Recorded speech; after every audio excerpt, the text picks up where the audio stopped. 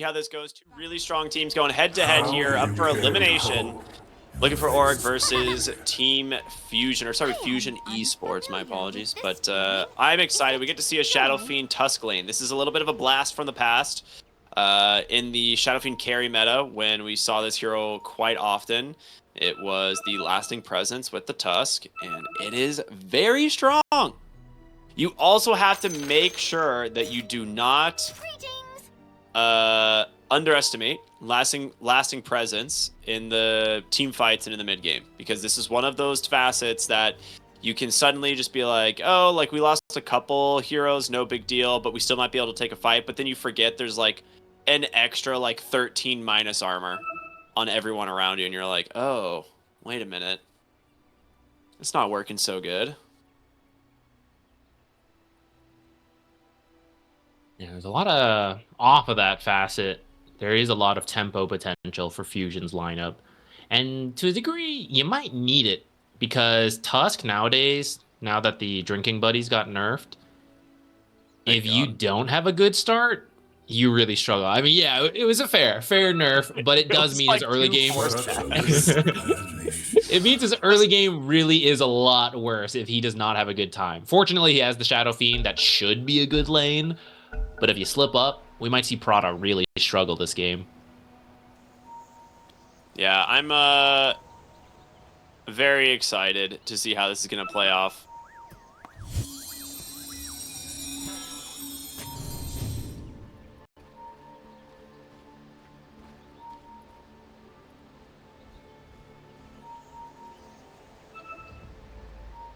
Starting the game off with the double smokes, trying to get some wards out onto the map.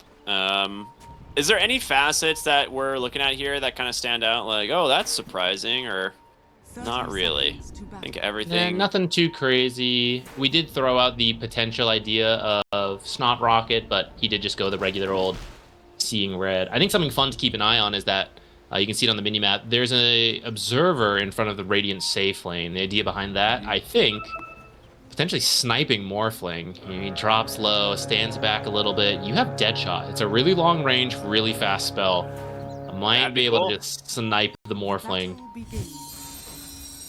We've seen teams do this in the past, and it worked. Kataro with the quick fingers. We'll grab the... oh, God. Burn out some mana there. Frank gets the triple bounty rune for the side of Fusion.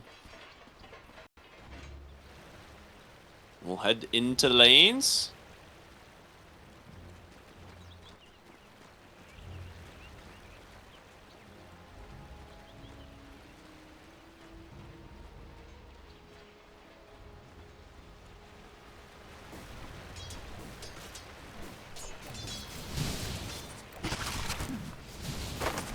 All right, so Bristleback into the Morphling lane. He's not going to really struggle all that much. Frank should do okay.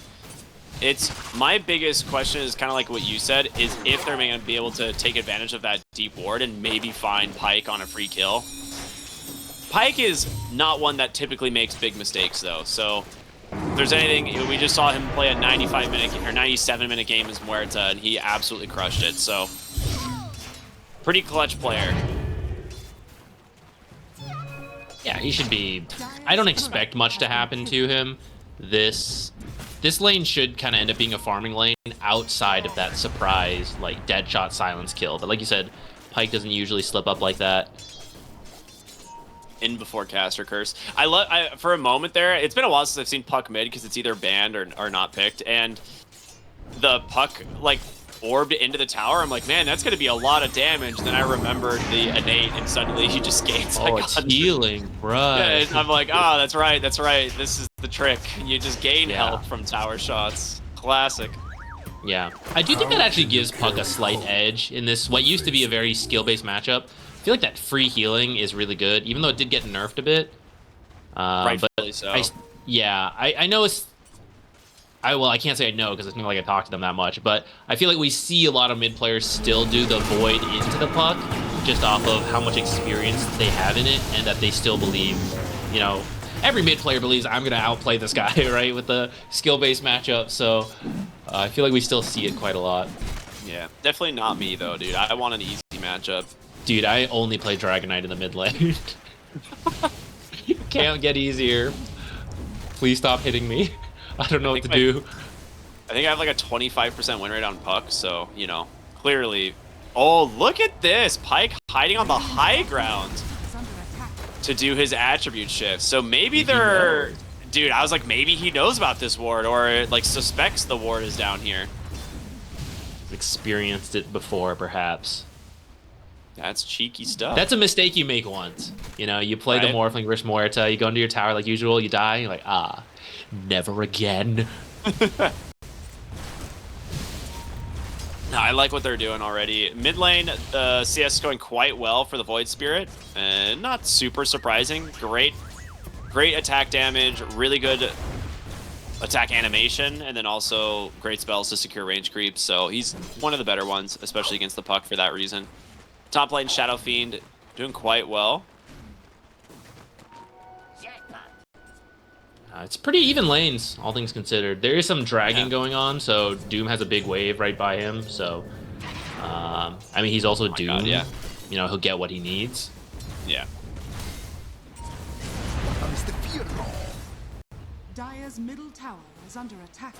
I'm gonna be really curious to see what the item options are gonna be for a lot of these heroes, because when it comes to, like we said, talking about that mid-game tempo, you could try and go for an early Aghanim Scepter here on Leo style, but sometimes we see Void Spirits kind of prioritize things like Yule Scepter, especially if they feel like they're lacking catch. Top lane, they're gonna make a play here onto Kataro. The Tusk is not quite here, and that Tornado doing work. They turn it around. The raise is not enough. First blood goes to the Doom.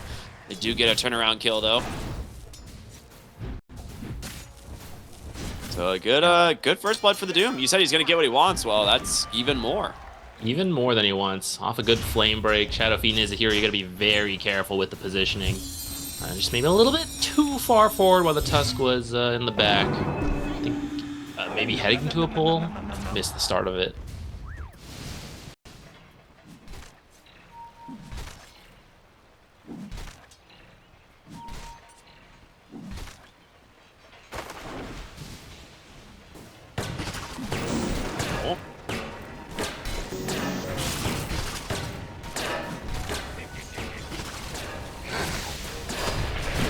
Bottom lane, looking for Yodomi. Great fear back. They built up quite a few quills already, so this should be a nice, easy kill. And they're even bringing in the Tusk. They're going to fortify the wave under the tower. They want Pyke. And Prada's ready to cut him off. He's got the tag team. Nowhere to go. The dead shot to seal the deal. Great rotation in there from Fusion. You even brought the Shadow Fiend down here. What in the world? Dude, does he see the courier? The catapult's here. They can get a lot of damage. He saw it just a little too late. That's awkward. He had to cancel TP. I thought they were gonna stick. This is catapult here. I thought they brought this many heroes to take the tower early, but they actually all scatter. Some of the wave split off. Went to go stack, go power rune, stacks. Yeah, so I guess. Not as big of a punish as I thought we were going to see, but putting a lot of emphasis. We were talking about how this is a skill-based matchup in the mid lane. Well, Leo Style just got a free Invis rune. Maybe not the greatest to tip this particular lane, but for a good ganking rune, that's a nice one. Yeah, I can't tell me how many times I've seen a Void Spirit get an Amplify damage rune, and then suddenly he's like 1,000 gold up on the enemy mid.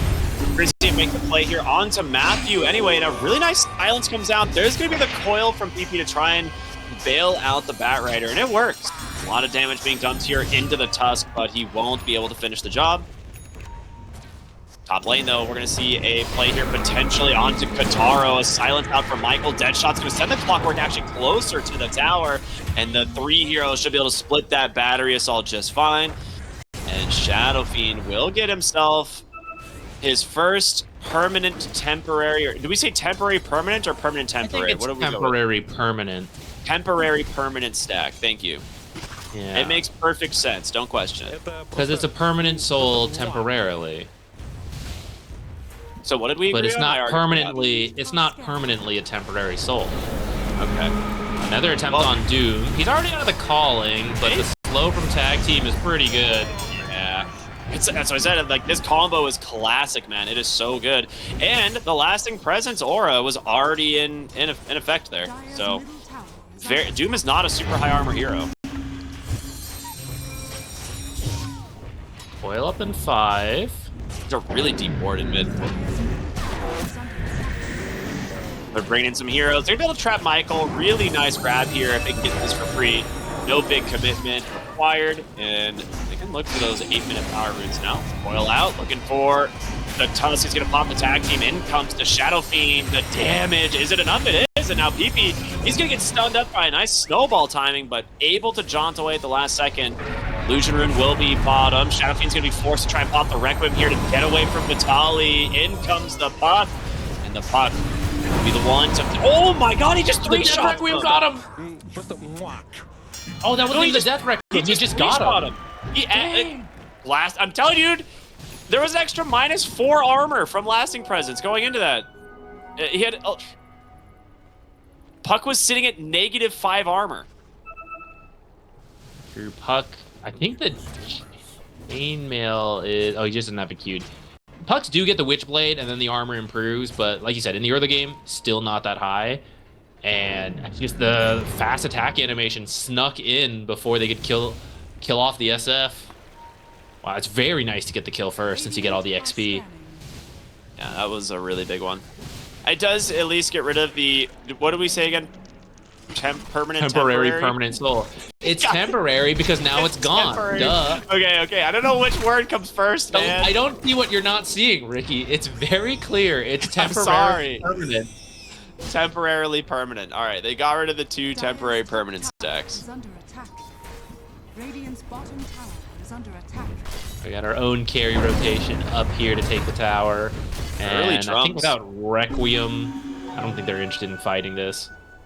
Radiant's bottom tower is under attack. Yeah, that's a really smart rotation, actually. Doom having his ultimate available is just one of those death sentences for the Shadow Fiend.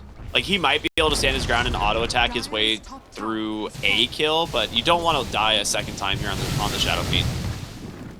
Radiant's bottom tower is under attack. Bottom tower for the Radiant's also pretty low. They probably won't even try to defend it. Radiant's bottom tower is under attack. Radiant's bottom tower has fallen. Haste rune for Puck.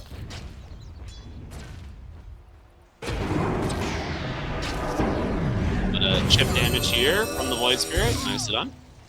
Actually, a lot more than just some chip damage, like half his health. Gets salved up there by the Clockwork. I like this choice. Void Spirit is going for an early Ags. The build has shifted up over time, but I really like the AoE silence in this game and how instant it is versus multiple heroes. Because if it's one hero, maybe do the Orchid. Like, oh, it's just the Puck. Oh, it's just the Morphling. But you kind of want to hit everyone here. I want to stop Dooms, Lassos, Morphling, Puck, even Clockwork if you can prevent him from using spells. It makes your life easier. So I really like this. Let's see if he makes it there at a decent time. As long as he doesn't get killed. Hasn't found any kills himself, just the way things have been going. But if you could maybe get a good smoke gank going, you could speed up that Ags. And it's stronger the sooner you get it. Yeah. Well, Frank taking advantage of some big stackies in the jungle here.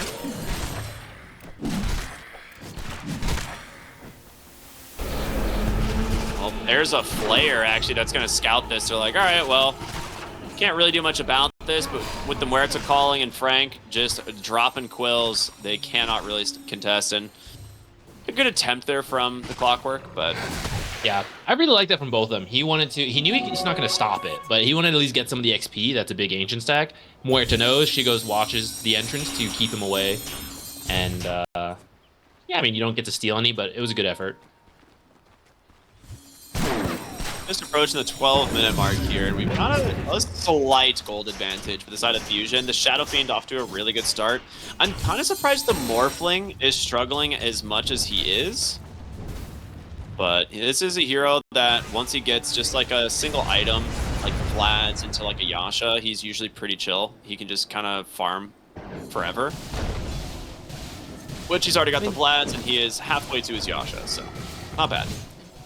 And Morphling isn't the fastest farmer to start, and he honestly did okay in the lane versus a Bristleback. But of course, a Bristleback's net worth is always going to jump when there's a ton of stacks in a way that Morphling can't. So I think it is kind of okay. I think looking for Orc does need to drag this out.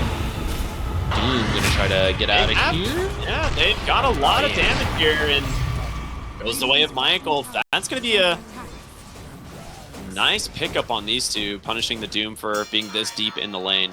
He hasn't picked up his Midas yet either, so they are delaying that at the moment. Simply sell your drums. That's true. No, I think Fusion will have a very nice timing. SF working on that Hurricane Pike. You're going to have Void Spirit Ags, Bristle Ags. With all of those together, you can make some plays. Blink on the Tusk will come shortly after that if you do find a successful couple kills and towers. And you just keep upping the tempo versus a Morphling who, let's see, he has the Vlads. He's making his way towards a Manta, but he's maybe a third of the way there. And even after that, you need another one, another item to get really scary. So you have a lot of time to try to take over the map. Radiant's middle tower is under attack. And I remember old school Doom when like the Wildwing Ripper was the one with the tornado, and it was so good that you would just hope to find it and then clear massive stacks of it over and over. It's not as strong as it used to be, but it kind of works, you know, which is why he's been holding on to the tornado. It is decent for wave clear. It's decent for clearing stacks in the jungle. That is Aghanim Scepter for Frank. He is doing very well. They give him a lot of space.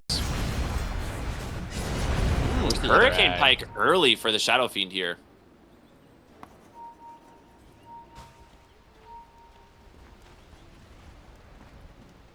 It's good when the Bat Redder jumps in. It can be your instant reaction if you can Hurricane Pike him, prevent the lasso. Yeah, also helps take advantage of tag team, right? Like if the Doom's coming for him, oh, he's gonna get the Requiem off, so just push that Doom away. He's like, oh, I got my sights set on someone else. Parada's gonna be the one that actually picks up the kill. But a smart Requiem there from Kataro to make sure he doesn't get caught from the Doom on the backside. I think it's also very safe for Requiem. We could argue it's overkill, and maybe it is, but I do think they are approaching a very strong timing on Fusion, and if you end up dying here, you might throw off your entire team's game plan. So just throw it out. You're still waiting for Ags on Void Spirit anyways. Hopefully it lines up a little bit with the Requiem timing, which they'll have to wait a little bit actually because the Ags is almost done. Yeah, it's pretty much ready. Nice blast though. He's gonna grab the Tusk into the Doom as well. I don't know if the Doom was entirely necessary, but it would have slowed, you know, he could have maybe snowballed, bought some time for his team to show up. They don't really know where they are, so I guess just a little bit of a, just secure the kill, put it on cooldown. Without the Doom, I kind of feel like you don't need Requiem anymore. I think they should try to do something. You have double double like Ags. they're meeting mid. If you can surprise him with the Ags. Or not Tusk, sorry. Oh, just missed first silence. Ooh, but can they finish him off? They can. The second silence from the calling is there. Leo Styles got plenty of burst, and that's exactly what we're talking about. Just getting active immediately with that Axe pickup. And the regen rune will be his reward in the bottom. Middle tower has fallen. Yeah, the perfect find. It's Puck and Morphling that you're very interested in killing with the Ags reveal. And maybe you'll go for both, because they're going to smoke up right away. He has a bottled regen rune. Let's see if he can find Pike. How greedy is Pike going to be pushing out this wave? It looks like he's sticking around. Looks like they might get him. He's sticking around bottom for sure. The jump in, the silence, the calling comes out. The second silence dead shot is there. He will survive. They don't have the burst damage with just those two, and now they're actually bringing in the numbers. Puck will find the Void Spirit. He cannot take that portal to the top side, and now he will be punished. Well, he's got one Astral Step and a regen running. Can they? There's no way, surely. Regen rune is too good. Regen's doing some work, but no, they get him with the lasso. Great chase here from the side of the Radiant as Michael still has pierced the veil. He should be okay. He has a dead shot coming up in a second as well. Unable to pull him in with the cogs. But silence up, hold up. Puck just has enough damage, it would seem. Okay, Witchblade doing serious damage. Just those two heroes were not quite enough to kill the Morphling. And I guess you got a big commitment out of looking for Org. They threw just about every spell in there besides Doom because it was already on cooldown. But getting 2 kills and a tower, that's pretty solid. I'd say that's worth it. Definitely worth it when they're already behind, right? You do lose a tower, I believe, topside, but and a little bit of chip damage on the mid tower. But this is a blink dagger now for Matthew. Doesn't have lasso for another, I don't know, 30-ish seconds. He's gonna get a ward down here in the river to try and scout that power rune. It's gonna be top. I will say Fusion has gotten very lucky with their rune place, like the power rune spawns. Multiple times this game, there have been people ready to try and contest them, and unfortunately for them, just ended up on the other side. So Puck has Blink Dagger as well as the Witchblade, and is still very susceptible to the burst damage from the Void Spirit. Do you think he has to go back for a Yule's here, or what's the next item? He might need some kind of dispel for the silence. I'm not sure if it's the Yules, though. Oh, really smart flare. Because you could just drop down into the Calling or like a Remnant. BKB feels terrible, though, to get so early on a Puck. Well, they flare the Roshan, but opting not to contest. I don't really blame them. This is a very hard place of the map for them to fight. So first Roche will go to the side of Fusion. Should be picked up by Shadow Fiend. He's closing in on a Lincoln Sphere. I actually really like the Lincoln Sphere pickup this game. Doom and Lasso, both able to be absorbed by that. That's a nice early grab. Walrus Punch comes out, does connect, and comes Michael. Big raise there from the Shadow Fiend to find himself his first kill of the fight, but it will be a 1-for-1 trade at the moment. Frank coming through the Twin Gate to try to cut them off. They're going to see him on a ward. Leo Style has an Arcane running. Well, he's got pretty low cooldown spells here. He's going to look for Pike here on the backside. Silence does connect. He's going to have to manta it off. Dodges away for the moment into the waveform, and he TPs. Oh, that was a good dead shot. Right on point. Slightly late.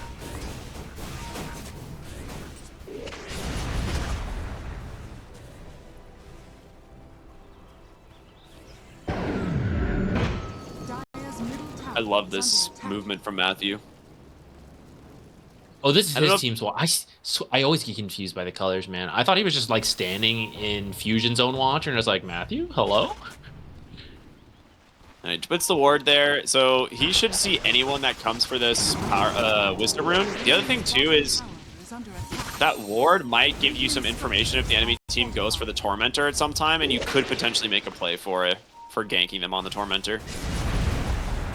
He will be sitting there for a bit, though. Like a full minute to do this.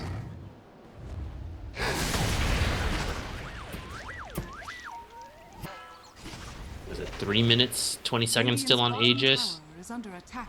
This is kind of sneaky. You would, of course, assume the team is waiting behind the SF. I like it. I mean, this is those things where you're kind of like, you have to just play with what information you have on LFO, and you don't really know where they are, and so yeah, you're going to find them now, but the Walrus Punch comes out to cancel the TP. Prada's Blink Dagger already paying off. Making themselves a very big kill. And the tier 2 in the bottom lane, so good map movements here from Fusion. Doom being dead, I think you'll just go for another tier 2. Looks like they're making their way to the mid tower. I think you can, right? Why not?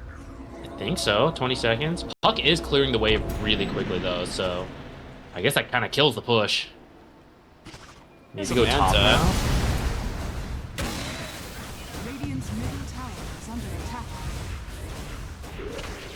There's your backdoor protection. Batrider's already cut the wave, too. He's dragging it. They're going to TP in on some heroes here to try and put a stop to it, but it seems a little bit too late. Oh, but guess what? Leo Styles got the chase. He can go in Snowding. Our Pike is here as well, though, on this Morphling, but a quick crit kill already coming through for the Shadow Fiend. The Walrus Punch into the chain stuns. Pike trying to get out, but he can't. Double kill for the Shadow Fiend. What a quick turn of events. Massive finds, and Vitaro, the one awarded both kills. 2 more temporary permanent souls. And with this 2 lasting presence, negative armor aura should clear up tier 2 pretty easily. I wonder if you could maybe... I didn't even notice they secured their Tormentor in that time. Who did that go to? Matthew? Unlucky. Radiant's middle tower. Presence aura affecting buildings with that Aegis on him, and now those 2 stacks. It's pretty scary. That mid tower died so fast, and luckily the creep wave top is in a really good position thanks to the puck, so they can't really pressure the other tier 2. But if they manage to get it close enough, they can very easily bring down another tower.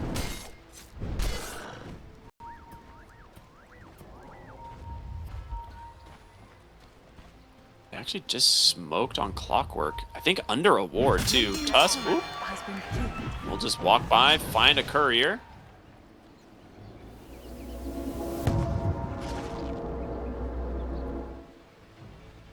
Doom is watching that creep wave, pings it out. He knows that smoke went through there.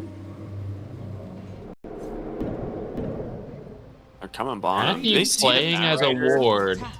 They don't see him, but when the smoke breaks, he should be able to get out of here pretty quickly. Or like, or not so quickly, just seeing how it goes. He's like, there's no way they'd check the high ground.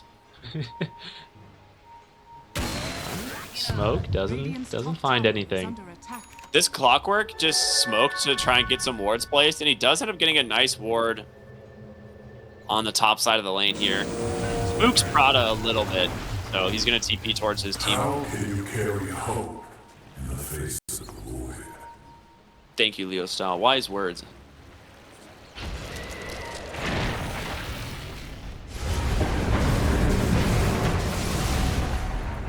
So they are smoking already towards Fusion. They did this with the information of that ward earlier. The dead shot connects, amplify damage on Frank, nearly brings him down. He just needs one more auto attack, but on the other side of the map, it's the bigger kill, the Shadow Feed. And that ward now paying off big time. Here comes the Bristleback though, gonna try and chase for them. Make it a little bit difficult to escape. In comes the Quill. He's gonna pop the Doom immediately, and now in some trouble here on this Bristle. Can he get the safety? They're gonna try. He is pretty tanky. He's surviving for now. He's good. You have a ward on the high ground, scouting Matthew. The blink in, the Walrus Punch, the minus armor is there. Matthew, no way out. As that ward expires too.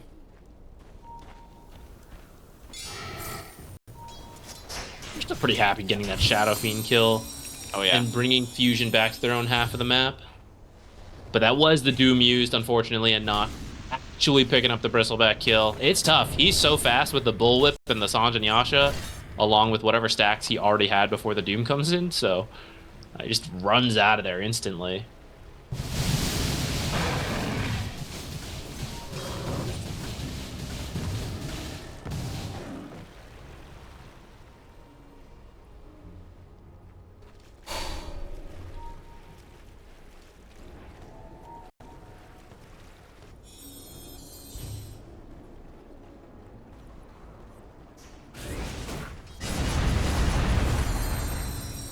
Delphine is now just going to go for some big damage.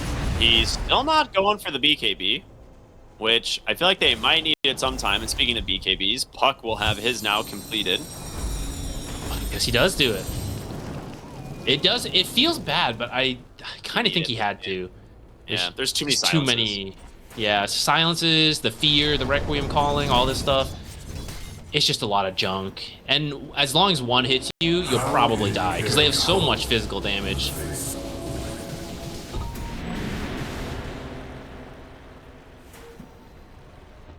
Morphling going for his BKB as his next item. I think might have his Conda on the courier. Yeah, he's got his Conda now. Yeah, he has a Conda now. Very nice. They've made it. This is the third item timing we talk about, where pretty much online as Morphling. And they're not that far behind. 5K, very, very playable.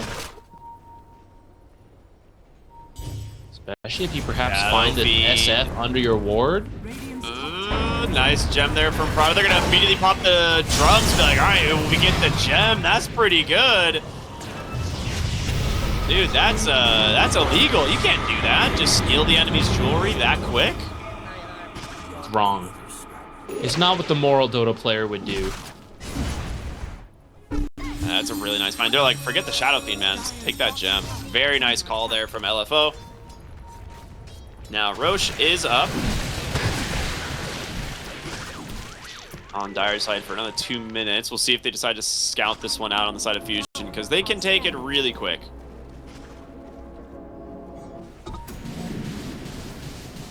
Dire's bottom tower is under attack. Heading their way up. I imagine Tusk will meet them. This is where that ward Clockwork placed earlier. Part of the value of this is that you knew Roche would respawn top. Yeah, they know what's happening. Are fortified. Will they make it in time? Tuck's got a TP soon get here. And this Roche is fast with all this negative armor. Yeah, now that tag team is in. Goodbye. So Roche number 2, they'll grab themselves the banner, Aegis onto the Shadow Fiend. Interesting move there by Yadomi. He actually uses the cogs to break all the trees on the high ground there. He gets a really nice ward in the river. Bottom tower is under attack. If you see that it's happened though, it's really suspicious. So we'll see if Fusion takes a look there later. Are fortified. Dire's middle tower is under attack. Gave up Roche, but they did take the bottom tier 2.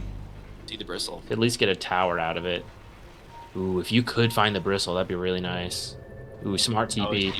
Yeah. He's out. Well, he's going to still be the one that potentially breaks their smoke, as they are He's back in. walking right towards him. Looks like they will not connect. Look for the... They're going to look to trade for the top tier 2, it seems. Maybe? Oh, they're going through the Twin Gate now. What?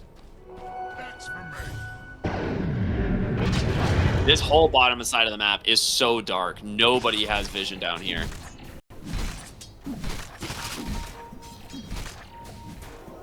See what Rocket Flare scouts out.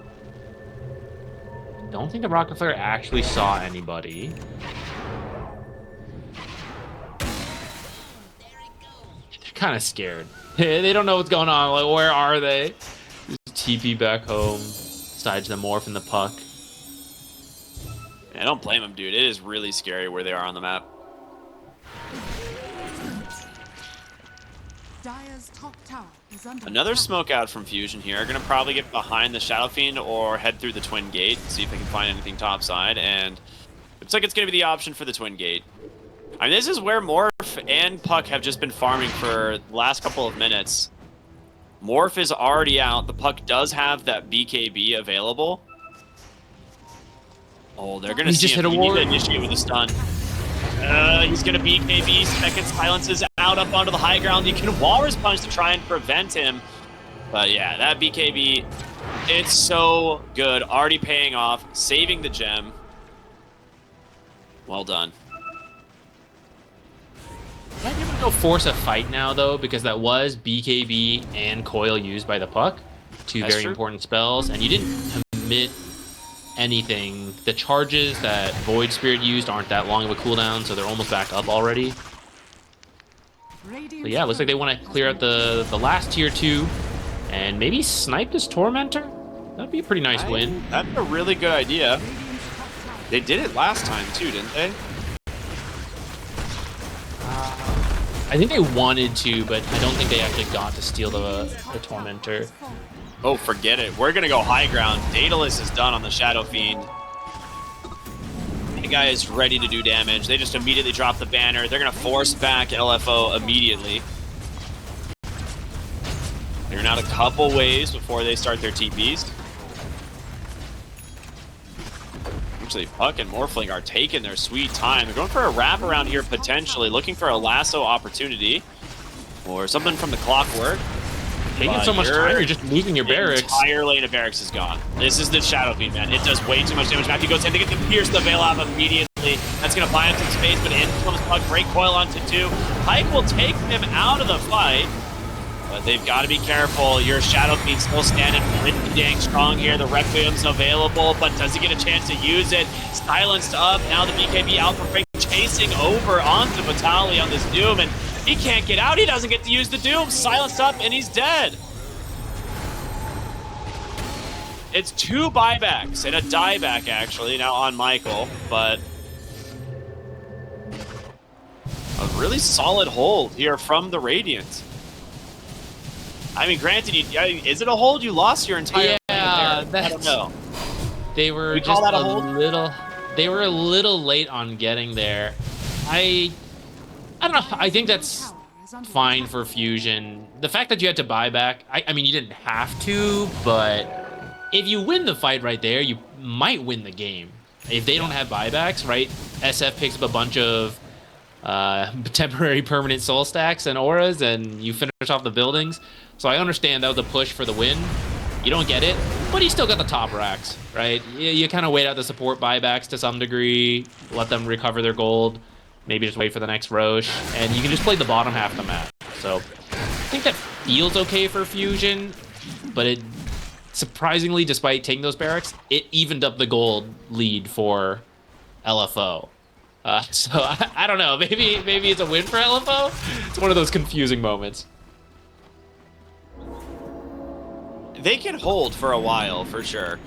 Like, Morphling is such an incredibly scaling hero, so is the Puck, who does have an Octarine now. Gonna go the Parasma, it looks like, which is a super strong item. As Tormentor will be picked up, goes to Yodomi, so Jetpack now available.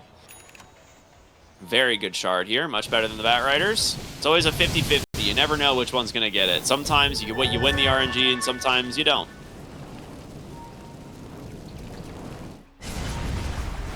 We are starting to see the lack of lockdown come into play now that Puck and Morphling have BKBs.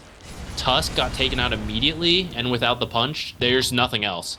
So SF hits really hard. He's got his Daedalus, but he wasn't actually allowed to hit very many targets. They all just kept running away from him. I'm not really sure when that changes. If that changes, you're going to need like a Hex on Leo style or something.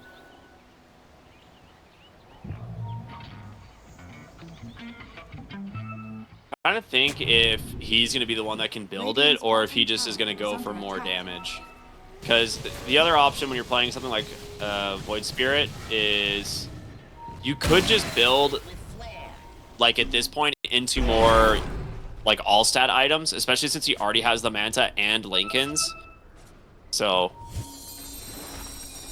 yeah, I don't mind. I think the Hex is pretty good, like you said, but I also wouldn't be surprised if he just like goes for I don't even know what you go on this hero anymore. It used to be like the Echo Saber into like Harpoon, but it's just not a good Harpoon game.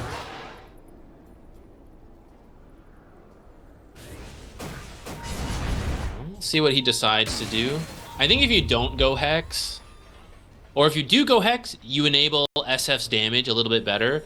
If you don't go Hex, it could work, like you said. Void Spirit's the one who chases, and as long as SF can force objectives, Lasso and Doom onto the Bristleback. The BKB, not going to get much healing out of that. A little bit more damage. But yeah, there's a lot of damage he's absorbing, but it's not going to be enough to kill him. PP might be able to finish the job as he chases for more, but do you manage to take down the Tusk? Wow, the fact that this is that same thing you're talking about. The hero is very fast. So even if you manage to get the Doom and the Lasso, if he has stacks of Warpath, he's just zooming.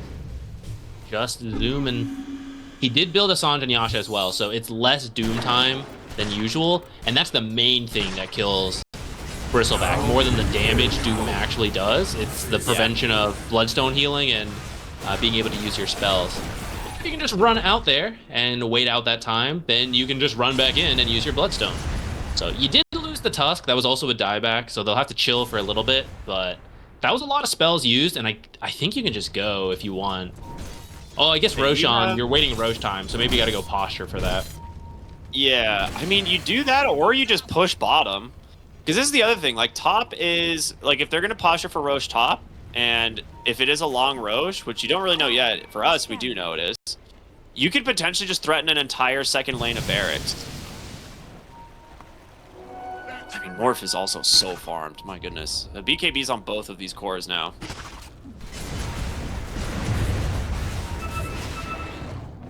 Alright, looks like they do want to position top instead. I mean, Frank, he just tanked so many spells, didn't die. I think he's okay being the first one up front, but the smoke wraparound, oh my goodness. That is close. Up in 10 seconds. Okay, decent ward, but you need to get onto the high ground. Scan's gonna connect, smoke's gonna pop. PB just goes in, but they don't find anyone quite yet. Vitaly on the backside looking for a dupe card, gets here to pops that BKB, trying to make some space, get away from these heroes, but in comes Kataro. Pike's chasing after him here on this Morphling, and so is PB. He needs to get this Requiem off. It's gonna be there, but too late. Your Shadow Fiend is dead. The lasso's gonna find the Muerta, and Bristleback finally gonna rejoin the fight, but does he even get anything here? I don't know. He gets Vitaly? Not even this. Oh my gosh. What a clutch. Solar Crest. Doom is pretty fast himself. He's not the only one who can run away. Unfortunately, it is a long Roche spawn, so after all that, you still don't get the Aegis. We'll see if they end up sticking around here. I can't help but wonder. I don't think he should have snowballed the SF in, and I kind of wonder if it was a misclick. Because you just delivered the SF to the Morphling, and SF does not have his own mobility besides one Hurricane Pike use. Like, you want your SF in the back, and you want to push him, you want to keep the distance. You want them to have to jump you. Instead, they delivered him, and then as he tries to run away, they have all their mobility spells to continue chasing the SF. So all the damage Kotaro has didn't get to come into play, and that just kind of cost them the whole fight. Yeah, I was going to say, he spent his entire BKB running away, and then cast Requiem at the very end to just die, right? So it's a little bit rough there from Fusion, and now with third Roshan going into the hands of LFO, this is going to be an Axe Blessing. I'm sure, I mean, to me, Puck seems like the obvious one. Especially with the Parasma. Yeah, right? Yeah. It's off to nice. the puck. All right, Fusion's draft looked really good for an early tempo, and it seemed like they had it for a while. That top barracks fight, after the barracks, funny enough, seems like that was the tipping point, and then that Roche fight certainly has now pushed us into LFO's, I would say, a big advantage, right? 11K, sure, at 40 minutes, not usually the biggest deal. I also think, though, they're the late game draft, and they survived the storm. One barracks is not the end of the world to deal with. So I think it's now an uphill battle for Fusion. They're going to have a very clean fight. And if you get that, SF can still take buildings really quickly, so you have a chance to win. But they're still going to have the lockdown issues, and with BKBs, Octarines, right, it's getting harder and harder to keep these heroes down. Puck's just dodging everything. Nice silence. Gets the BKB out. He just drops the foil. Now Fierce Veil gonna buy him a little bit of time. Kataro here on the Shadow Fiend, just laying in the damage. They get one kill on the Clockwork. Michael's still alive, but will finally end up dropping. The question is, can they get more Pike on the run here? Snowball's gonna grab him, and the tag team damage. Uh-oh, awkward. So he will have BKB after he dies here. He is certainly dead on the Morph. And a lasso right now being committed onto Void Spirit. He might be able to just BKB waveform out since there's not going to be a punch. No, he's in the punch right now. He just got hit by it, so I don't know if so when he dies, I mean, like if he'll respawn, and then I think he just activates BKB and waveforms out. Yeah. What else? Puck used most alt and BKB. They might just turn on Matthew, is what it is. Like this lasso's gonna end. Void Spirit's going to have one Astral Step up. I don't think he finds... Actually, yeah, they don't have Vision of the Doom. They know he's up on the high ground, but they don't exactly see where he is. He's just outside of that ward. So you might see them just turn for Matthew on the Void Spirit, but we'll see what happens. Morphling, dead before he hits the ground, as expected. There's the buyback from the Muerta.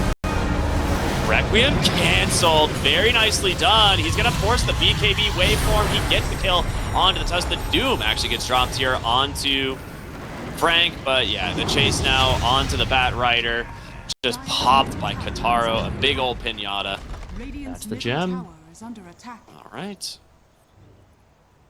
So a big difference on this fight versus the other is that LFO was the one that jumped enemy high ground, and it turns out, oh, there's an SF here. So instead of SF being delivered in and having to run, they used all their mobility coming in to the SF's ability. Oh, Puck.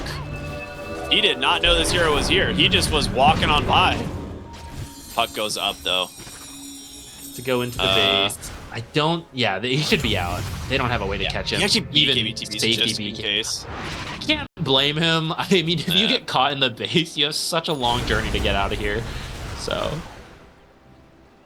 It's a very safe play. Yeah. But that last fight, yeah, they deliver themselves to the Shadow Fiend, and he's finally free to just wail away on people. And you don't need the lockdown to catch these mobile heroes if they've used all their mobile spells coming into the fight.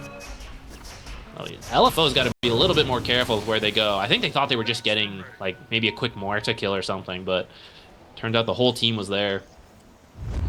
They're so farmed. Or maybe the fact they had Aegis baited them in. They thought they were Whoa. stronger. A refresher on your Bristleback. Okay. I mean, he's been getting doomed in a lot of these fights and popping BKB to survive, and now he'll have a second round of spells to maybe re-engage with. The smoke, they definitely just saw that. They're going to figure out who's got who. They jump in. Yudoma's going to get time. So really nice Requiem, but the Doom is out. The Walrus Punch catches him. Puck's down. And they finish him off in time. They do. Kataro swinging away on the Shadow Fiend. Gets a 2 for 0, and here comes the present stacks, and the wave is at your base. You may have to buy back. It actually backfired. The choice to use the BKB to TP out, they tried to make a smoke play, didn't expect to find something so soon. Puck had 3 seconds on BKB. Morphling? Yeah, he gets forced to BKB. There's going to be his buyback from the Puck to come in. The lasso gets the Void Spirit Manta. He might survive. He gets out on just 1 HP, but 1 auto attack's not enough. They've so far found the Tusk. Kataro's in a rough spot, has a Manta style. That's about it. The waveform on in. They got him. Takes down the Clockwork with his dying breath. Now Frank here on the Bristleback. Want the refresher for this. He's going to BKB, TP to safety. There's no way to cancel. No lasso. A scrappy fight. You get a buyback out of the Puck, but you defend the high ground. And you get the Shadow Fiend. That time it's a successful hold. Now, Puck got caught in the Requiem in that smoke-on-smoke fight and just died without being able to do anything. Just a few seconds off of the BKB. It could have been such a different fight. Instead, forced to buyback.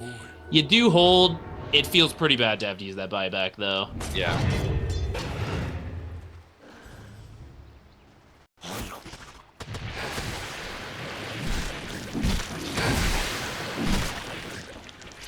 Dude, Frank is his build is kind of sick.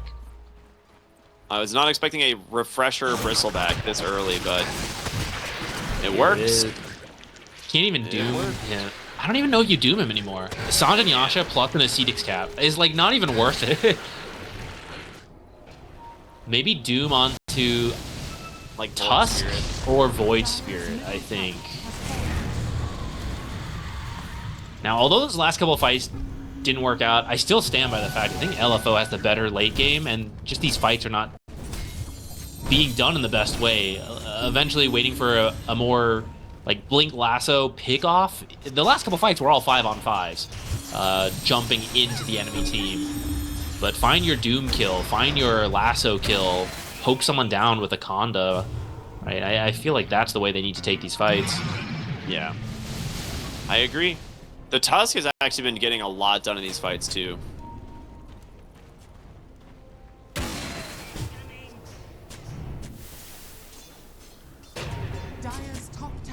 under attack. Roshan Dire's top tower has not going to be up for a little while. They do grab the top tier 2 tower, and they're going to continue to try and push up there, maybe equalize the lanes.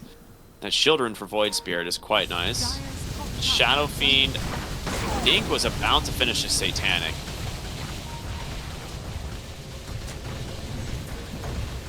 Such a heavy commitment on... Oh, he didn't actually buy his Reaver. Oh, he didn't have the money. I see. He's saving the buyback. I thought he just like teleported home too soon. This is such a heavy commitment on Observer's top side by LFO. Really hoping for a relatively normal Roche spawn so they can fight top with all this vision. If it ends up being a long spawn and going bottom, it'll be real awkward. Awkward.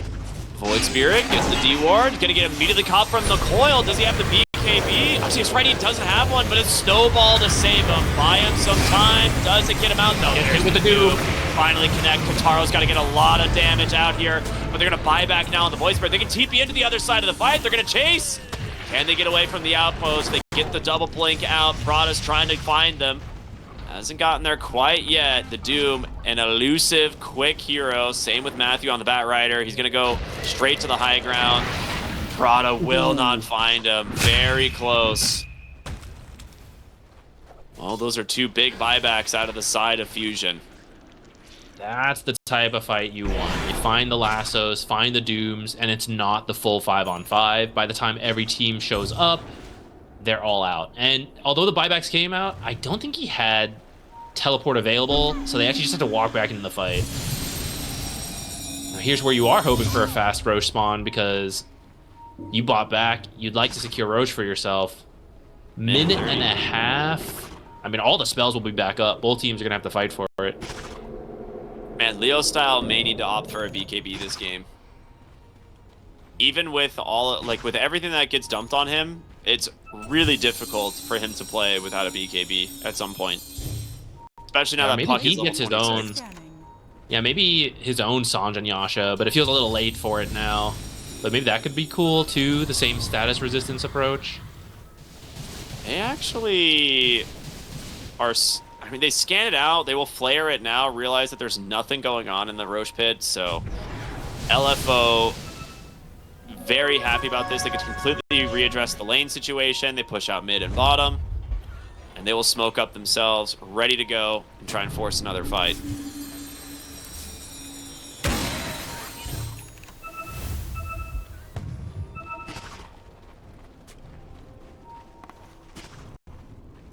Solid Observer Dire's middle tower is under attack. in position to fight this. The gem did not pass by that Observer either. The scan is there. They kind of know based on the direction that Clockwork player came from, but they're heading down the lane on the backside. They actually see Kataro first. Yadomi's going to go and get Silence. Pops that Ghost Scepter, buy some space, but immediate Doom onto Frank. He's going to BKB and waste this duration. In comes Void Spirit looking to grab the Doom himself. Nice E-Blade to buy him some time. He's going to refresh pop his BKB. Great War Stomp onto the Puck. Gets caught. That's a dieback. Lasso on the Frank. This guy's taking no damage. He's got a refresher. A second Doom. He doesn't care. They've got to deal with Pike now on this Morphling. He gets the blink away underneath the ward for now. Leo Style does have a gem, but it's... Yeah, he's so fast. I don't know if you can get to him. Oh, I mean, if anyone can, it'll be Frank. But yeah, they're going to turn around for the Roshan. They need to head to bottom through that twin gate.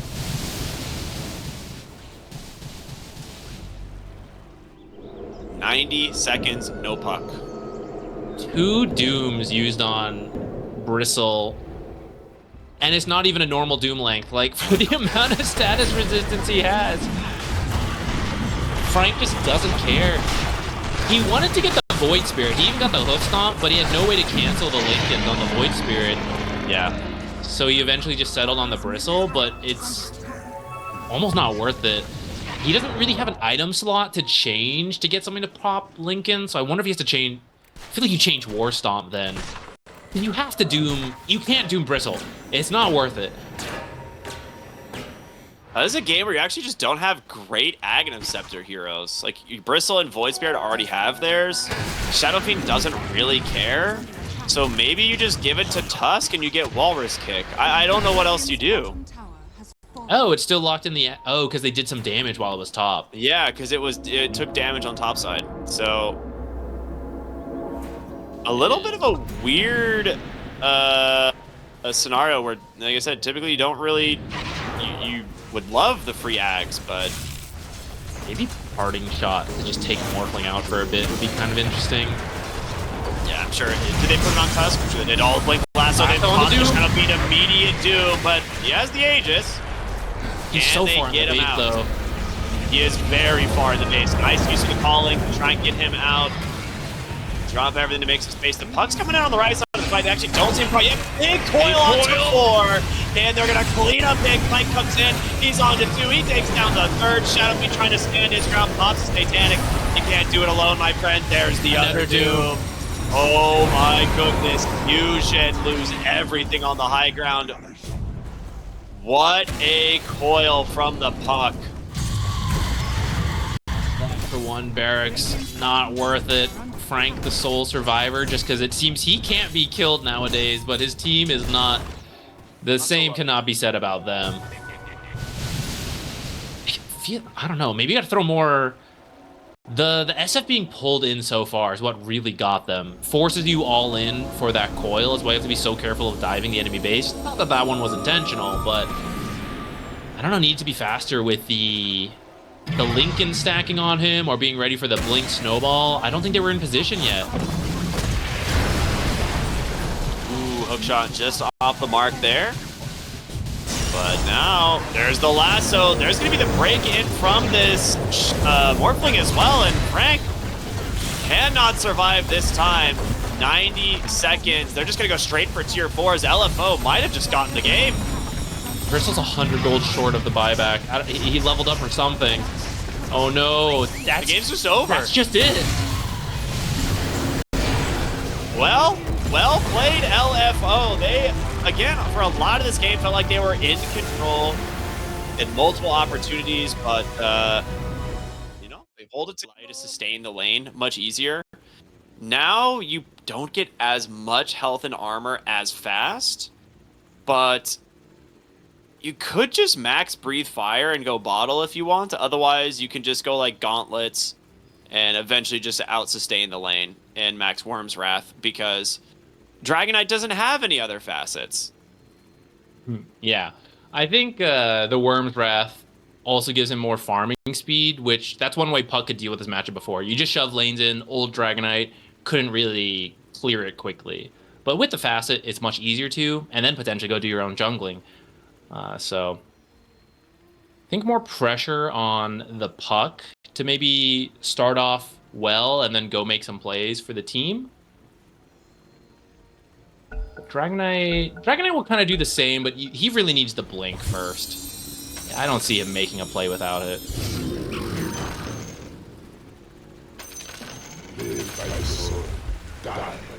Tips galore. Do they know the winter thing's already over? It's not gonna work, guys. Joy.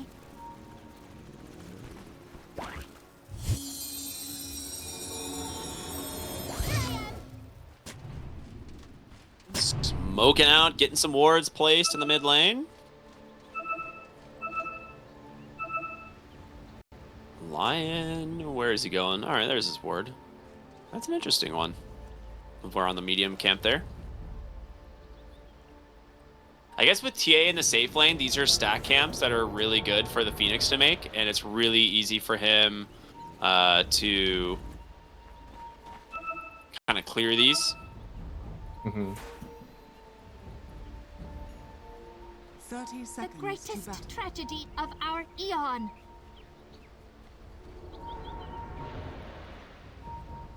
Yeah, Domi's in a deep mission over here.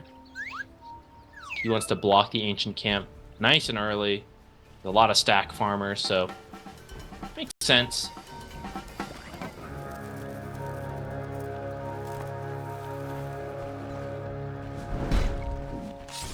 Some beefy boys going head to head here in the bottom side. All right. Okay, nice shot from Michael.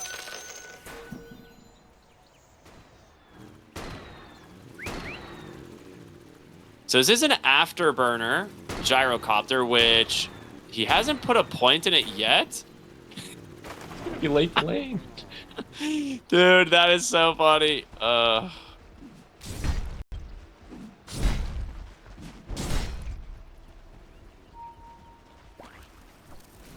Professional player makes it literally just in time. Yeah, Afterburner with Ogre Ignite should give some kill threat, especially because Flat Cannon Harass is not going to be as effective versus an Underlord. You're still going to go at least 1 point in it, but if you do want to go aggressive, I think it should be possible. Eichel is getting bombed here.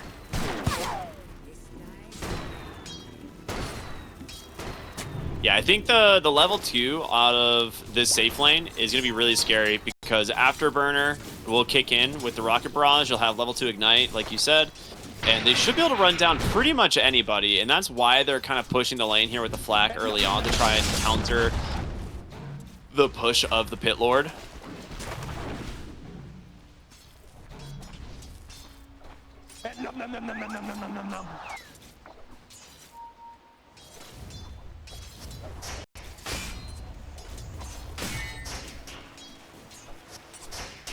Top side looks like they're just trying to avoid properly laning, because I do think TA has an advantage early.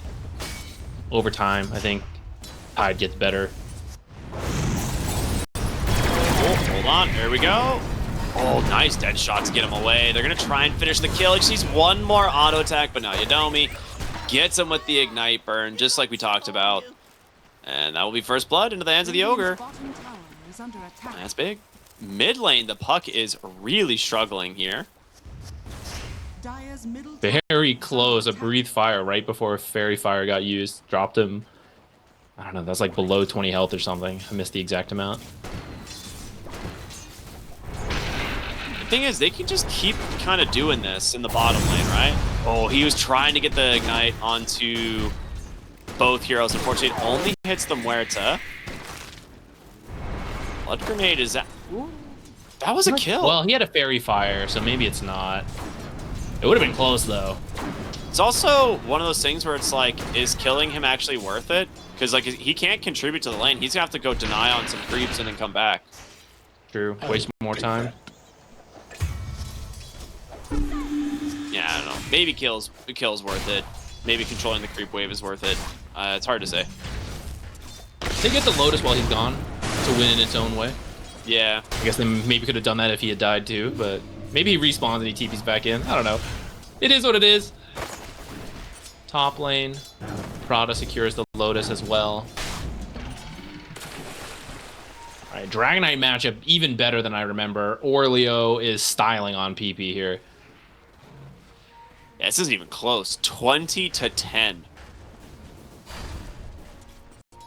Maybe What did he should have tried max? to Is get he the TA maxing in Breathe that Fire? lane.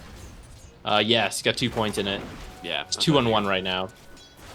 Because I think you can out farm, you know, with the facet.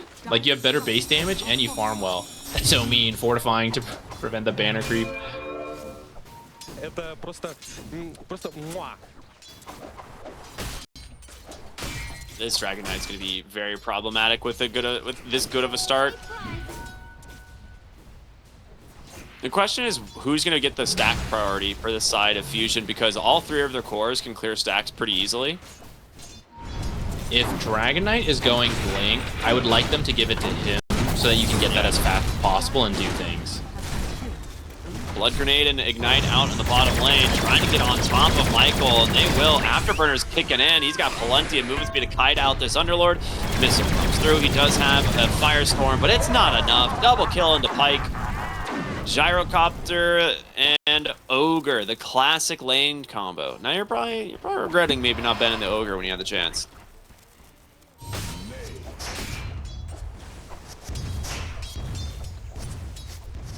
I feel like maybe some creep dragging could have done well, but Morcha's not good at that. I guess they're trying to play out the lane, but as we can see, kind of tough. Deadshot not quite enough to keep them away when they have Ignite and Afterburner. Idomi has done such a good job on the Ogre this lane, just making sure that he's always running straight at the Muerta.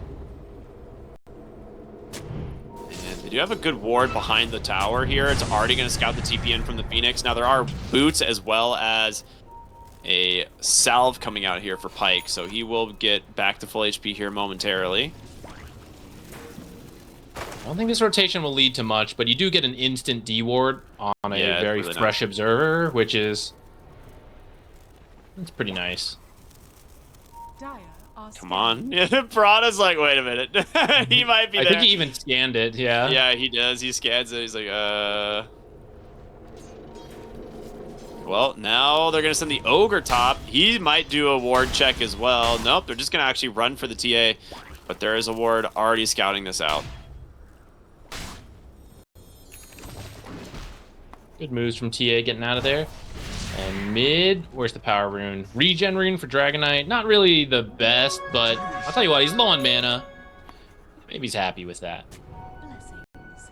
Better than the Puck getting it, you know? That's true. Yeah, now he's just going to tank tower. Doesn't care. Got Dragon Blood plus a regen rune. Radiant's bottom tower is under attack. Matthew's here, but I really don't think they can do anything to this. You would Even need if you another foil hero it. to TP in, yeah. Fortified. Radiant's Drops the RT. Is that the Arteezy banner, bro? Come on. I can't tell. attack. I don't know. That's good stuff. Dire's top tower has fallen. Well, top tier 1 tower goes down to Pyke on the gyrocopter bottom lane. They have a catapult and the Underlord. Slowly shoving this one in. Should end up being an even trade. Radiant's bottom tower is fallen. I'm a big Underlord fan, and I don't feel like this hero has had a lot of success lately. And I'm kind of bummed about it because this hero, I think, has such cool map movements that you can do with the Fiend's Gate. But he just has felt really weak lately, so I'm kind of curious to see what they're going to be able to get out of it this game. I mean, his best build has always been auras. The follow-up, they have the Ravage as well. Will they need to commit it? Dragontail's going to buy him some time, and with that, Is under attack. they'll just back away.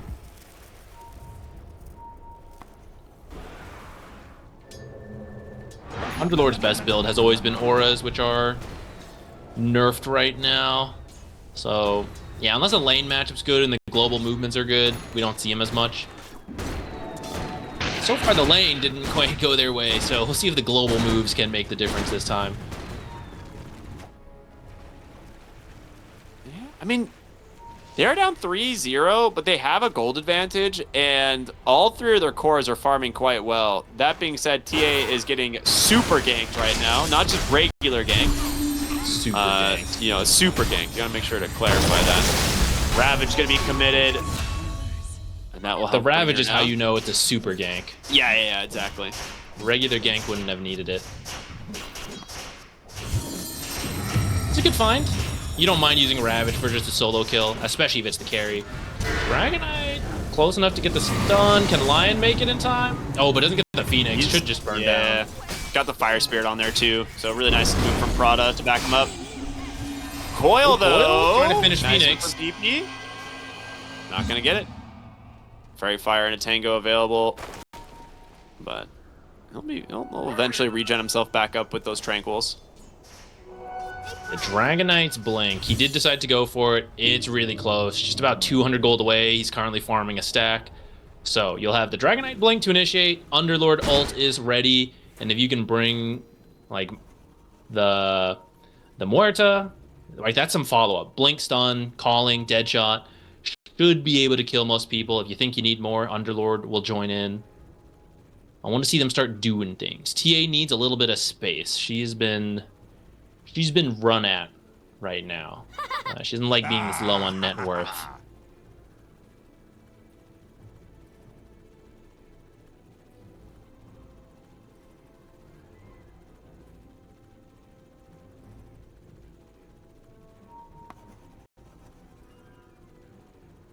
Gyro's build this game. Oh, he's going for a Dragonlance, actually. We don't usually see that.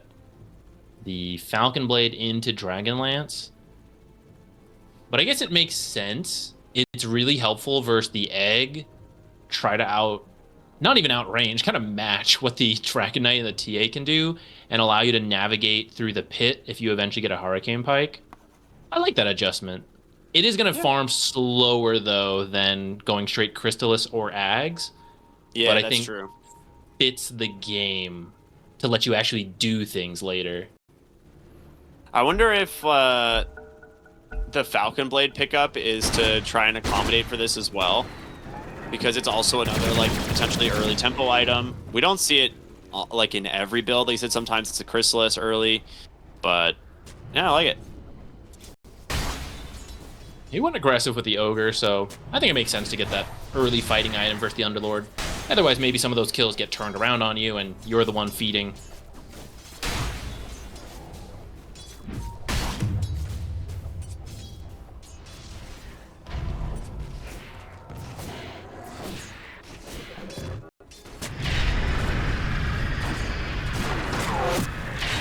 Nice spear back there from Michael. In comes the Ogre, though, and they do have call down plus the missile. They might try and secure the kill here onto the Merita, and yeah, there's the call down. That's going to be a lot of damage. All the missiles connect. Nicely done. Well played and good patience there from Mike. We do see that was a nice chunk of damage between Morta and Underlord, but you'll definitely need one more hero to kill the Gyro for the start he's had.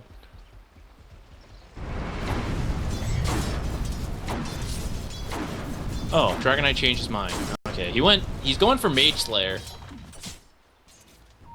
So they won't be able to make plays, but he can just walk at towers and have the Underlord, Phoenix, and all them with him.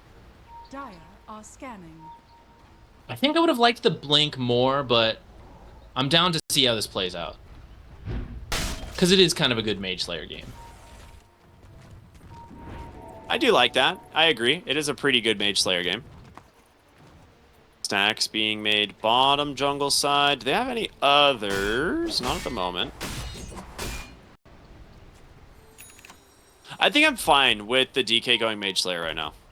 Because I think if they can actually like hit a mid-game item timing here with these like Guardian Greaves, his Blink Dagger, and then TA, depending on what she's building, I think it all kind of works out. And Leo style, he doesn't really have anyone to play around too much right now at the moment. Right? It's just the supports, and they're not getting a lot done yet. I think he could have done stuff with the Muerta, but Mage Slayer is the faster farming item, which if they do want to go for a more 2-item timing, then that makes sense. Like you said, line it up with the TA. He'll still do what he's doing, right? Push towers, be very tanky, and then farm in between. And they're less likely to come bother him because of that Mage Slayer. Field rune for the puck is quite nice.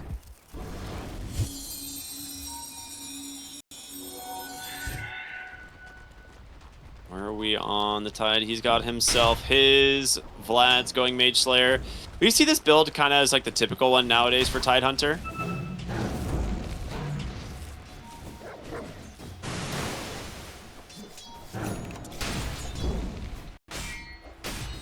Smoke bot for Underlord. I thought he read this because he backed up, but he's actually walking back in.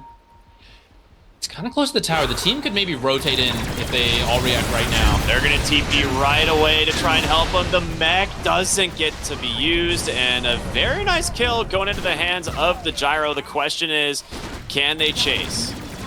Doesn't look like this is when you wish you had that Blink Dagger on the Dragon Knight, but it doesn't happen. What is That is a nice win. You get the Underlord kill, you get huge rotations, you don't lose a thing.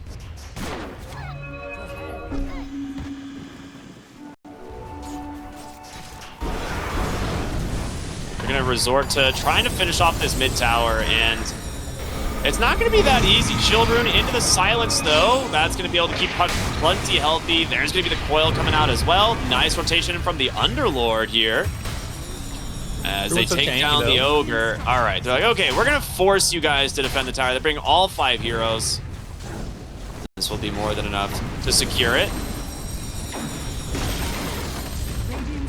tower has fallen. If you can't blink initiate, then just walk at the stationary tower. And died.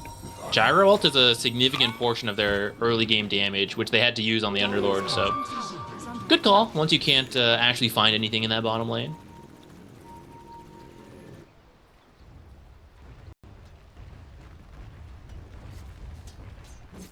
The Dragonite blink, it's not going to take much longer. He's at 1,700 gold. Yeah, he's farming well, which pretty understandable seeing as LFO really can't do much to him.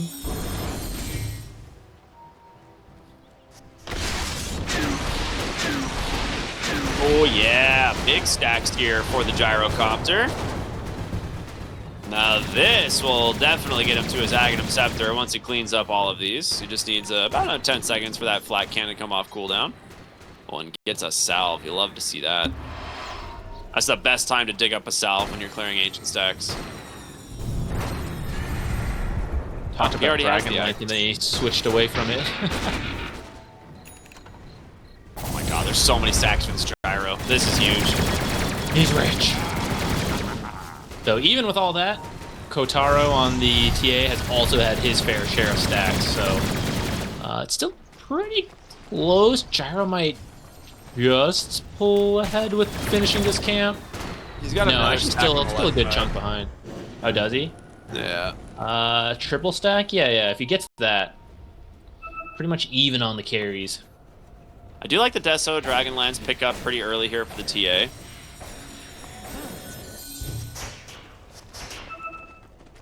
She wants the Roche, potentially. They're TPing up Heroes top. Maybe you take this tier 1 so that they can't defend Roche as well. And then with this early Deso, plus a tanky Dragonite, tanky Underlord, you go for a fast Roche.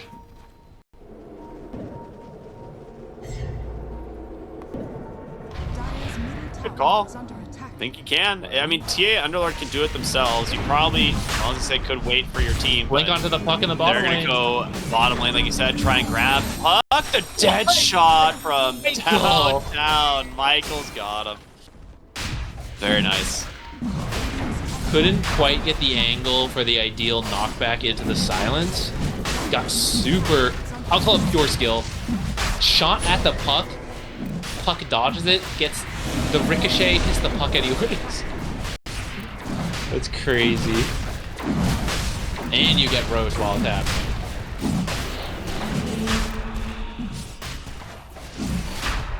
I will say the calling is just one of the coolest looking spells in Dota. It's really neat. It's cool. They did a really good job with Moritz as a kid.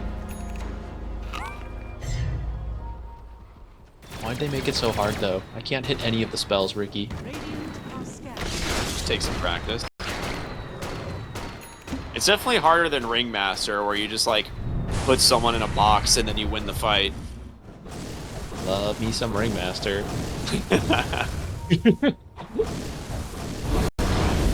Leo Styles got his Blink Dagger, and now nearly done with his Dragonlance, closing in on that as well.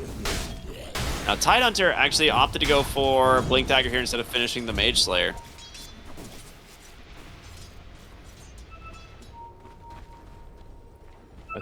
No BKBs in the game yet, so Blink Ravage, Puck Coil, Earth Spike. If you can get a nice combo, it's really powerful right now. Maybe that's some of the idea behind the Blink now, rather than getting the Mage Slayer and then the Blink, at which point BKBs could be getting close for the TA, maybe the Dragonite. This game looks like he's going Sanj and Yasha. Pretty understandable. Selfish.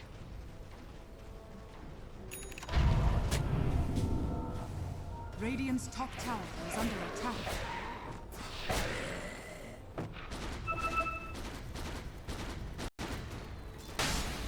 Amplified damage rune.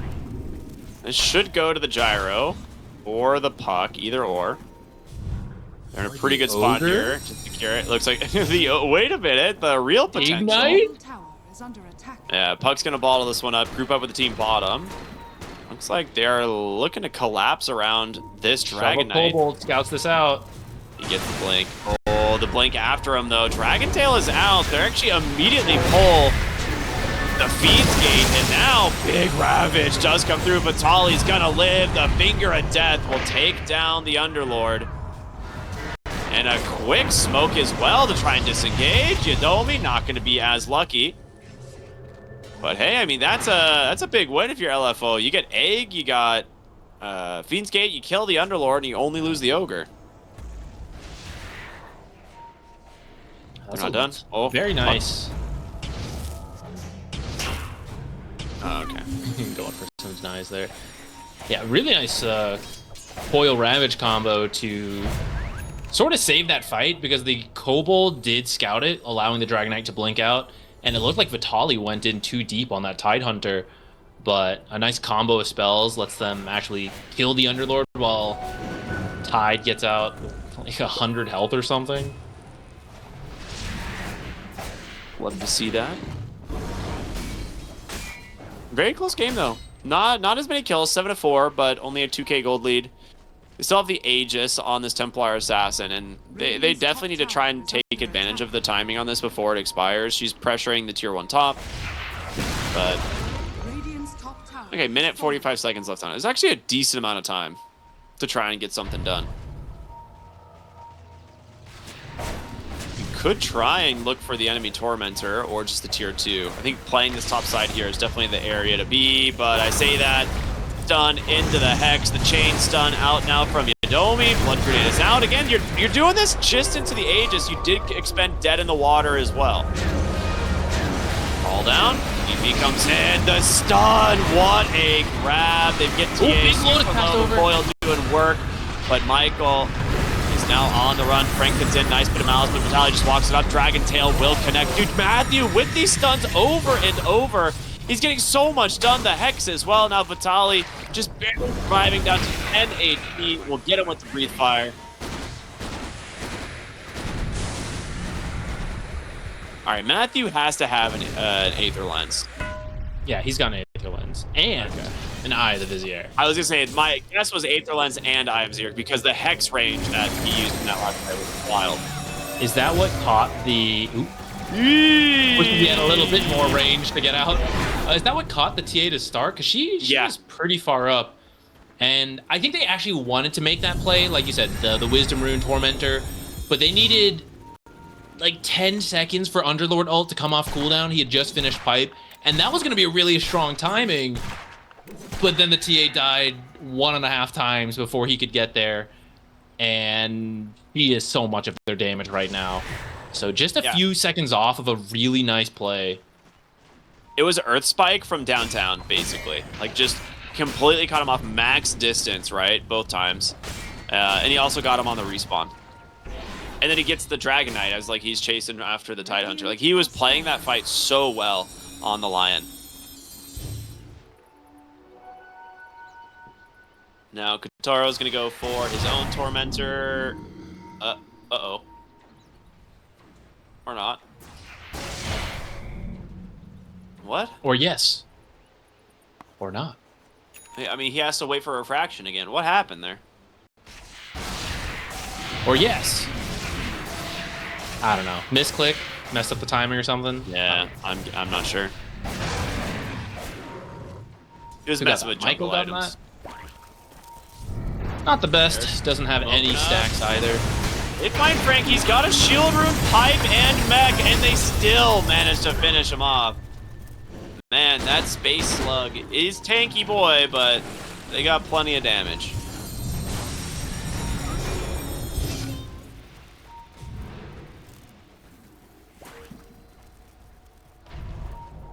Makes me wonder, if we had the blink sooner on the Dragon Knight, would things be different? Because it feels like they have yet to ever find the blink stun, Underlord ult come in. It's been looking for Org, who starts everything first.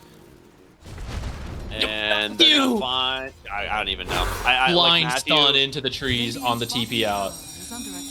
Matthew's gaming, dude. Finger You deserve that. You should have stolen that, Matthew. You deserve it. Yeah, what he a call is on a that mean... yeah, he's mean on this hero. He's a very experienced player. You know, he's got a great feel. Like, I bet this guy's TPing out here. This guy's gonna step up too far. He's great at these catch-type heroes. That's why they keep giving him Bat Rider, now the Lion. He has good performances on Clock and sniping couriers with bounty, you know, all that kind of stuff. Ricky. Oh, is Ricky? The courier record is bad. on Ricky, yeah. It's alright. It's not like I wouldn't remember. I know a thing or two about Ricky's. Yeah. God, rest in peace, dude. When is that hero ever gonna be back in the game? Buckbooth laning stage. That's all he needs. Nah. They're gonna rework him for like the 9th time. I think Sleeping Dart should be a base skill. I think it should be his ultimate. I'd be up for that. I think you get rid of permanent invisibility entirely. You just give him Sleeping Dart. Then you can finally see the cosmetics. Yeah, exactly. That's the main reason. I have a Crimson Witness for him. I want to be able to show it off. Flex it. Yep.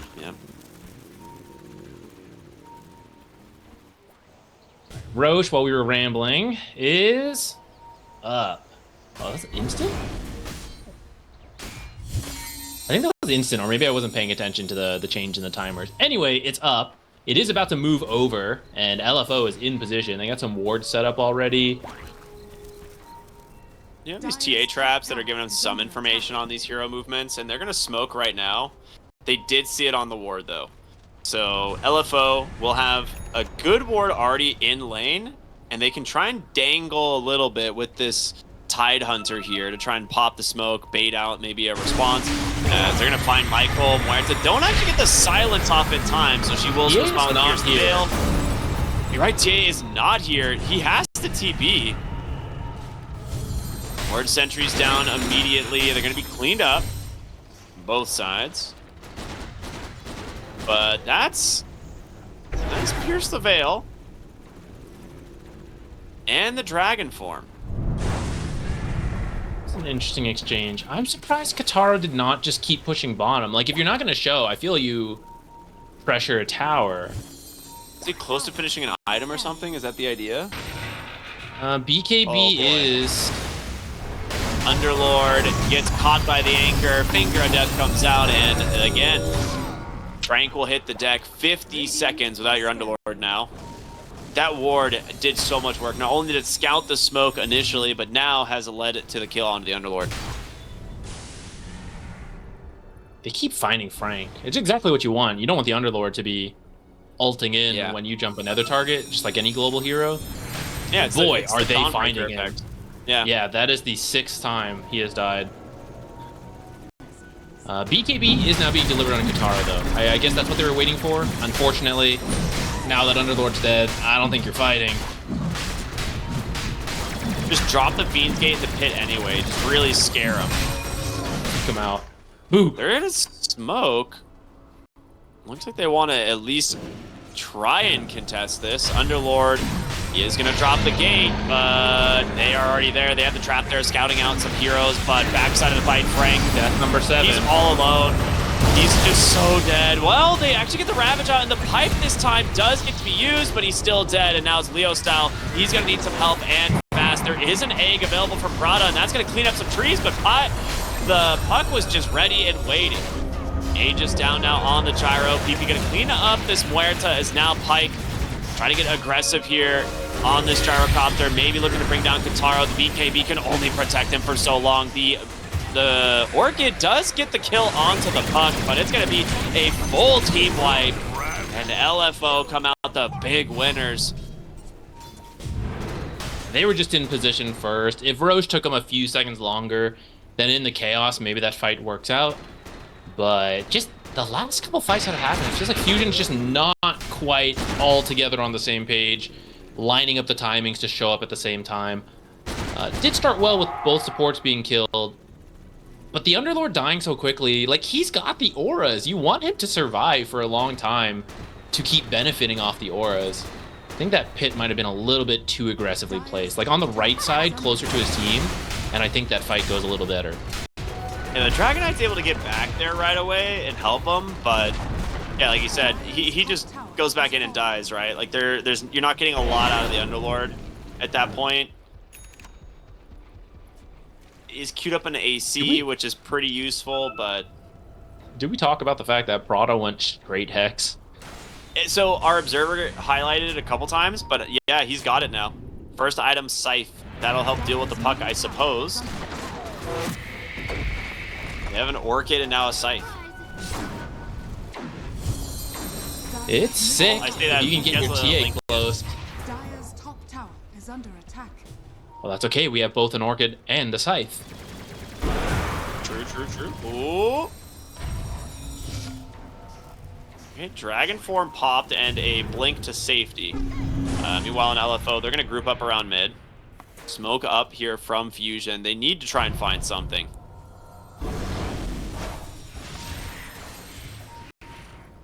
Starting to kind of lose their grasp on the game here. It seems like they outscale, though, so maybe it's not the end of the world if they can just continue to split push the lanes. Because all of these heroes do quite well. Are scanning. The main question is the Underlord, right? Because the hero can definitely fall flat at times. Puck blinks up onto the high ground, and they've caught him right under a ward. He's dead. That is 65 seconds without him, and now they're going to go ahead and look for more. They get Yadomi here on the Ogre Magi. The Dragon Tail is out. And should be plenty of damage to finish the job. Alright, well that is what we were talking about. They needed to find something. They got it. All the way back for amplified damage. Oh, everyone didn't make it. Awkward. I feel like they finally found the fight they want, right? Like the start with the instant stuns, get the quick pick off, and then you can take the rest of the fight. It's been 30 minutes in the making. But there it is. I don't know if you can get that much out of it, no. It's a tier 2 maybe, but it doesn't even seem like they're just scattering. Re-establishing map control. I suppose with that kill you did get the gem, so maybe just doing a quick sweep, remove some wards, and then they actually don't want to risk losing the gem because it's stronger against them than it is for them, so they're just going to send it back to the base now. And TA traps are so essential. Ooh, fight gonna break out here. They do have amplified damage on Leo style. The silence and the slow from the trap gonna get dispelled just off the mark with the dead shot, but looks like they are gonna make it out of this one. Question is, will they try and take a fight of their own? Prada does have that scythe, but no, not gonna connect with it. They want to fight. They actually really want this Phoenix. Hiding in the trees, though, is that... Oh, my gosh. Phoenix just gets two-shot. He's going to buy back right into the game, but your Dragon Knight, he's gone. Now, big side blades here from Kataro. They're all lined up on this little walkway, and they're just falling. One by one, LFO get cleaned up. It's just Vitali still alive. Avid's Gate gets dropped here, and Frank, he's not going to allow him to TP out. Oh, he doesn't even have TP. Wow, this is a full team wipe back the other way. This is huge. I can't believe for how long this map has been this way. I don't think I've actually seen a TA line them up quite literally on that stretch there, but all the heroes were in there. She was waiting in the tree line in meld, so they all walked past her, and once they all committed super hard on the Phoenix, who just bought back into the fight, she blinked over and just got the greatest void splash I've ever seen. Yeah, it like two-shot the puck, it like killed the ogre, and then it was, you know, Gyrocopter and the Gyro like just half has to HP retreat and, through like, there. trying to run away. Yeah. It's like, what does he do? Yeah, That was such this a time sick it's- play from Kataro.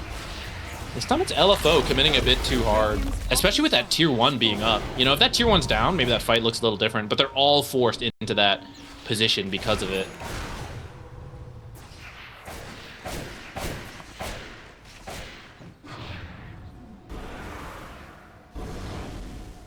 Such an even game now. 4K lead, not too significant at this time. I think, even though I feel like I've been thinking of this game as Fusion going for the earlier tempo, but in the end, I think they outscale. So I guess you don't have to do that much. Like, if you just drag this out, can't you just play behind your Dragon Knight and TA? I guess Puck's really good in the late game as well.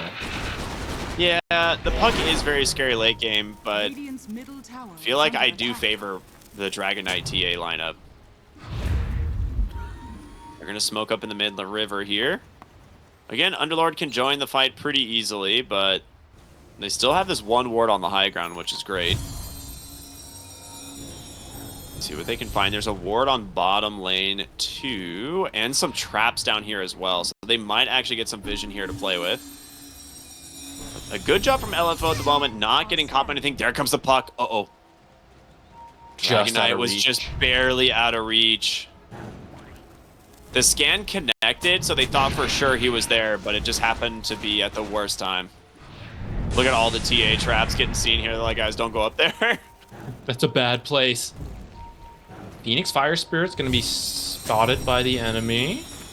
Phoenix does have an Aeon disc ready to disassemble, so we'll be able to get the egg off this time around.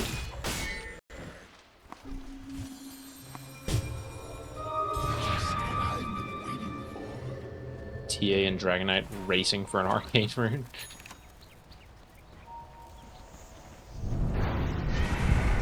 Are scanning.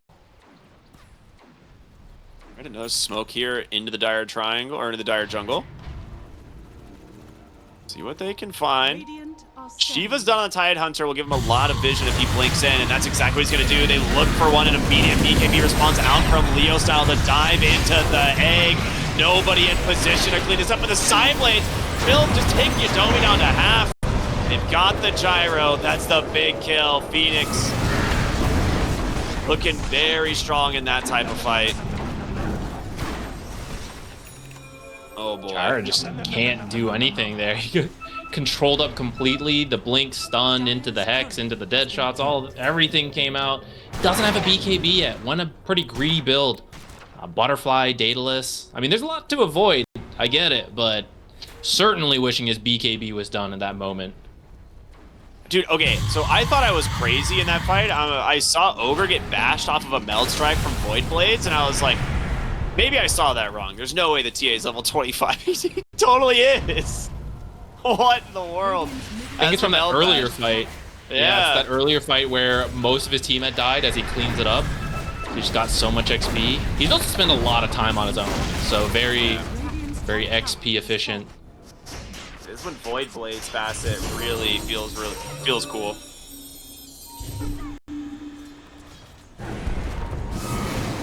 See the Tide Hunter here on the Hex. In comes the Underlord. Malice, Dragon Tail, Bloodborne, all dispelled right away. Vitali should be fine here. No break to stop that Kraken Shell. Gonna make it out.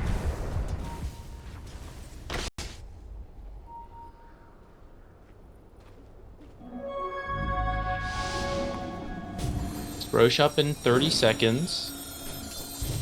It'll be Ags, right? This is our third one. Yeah.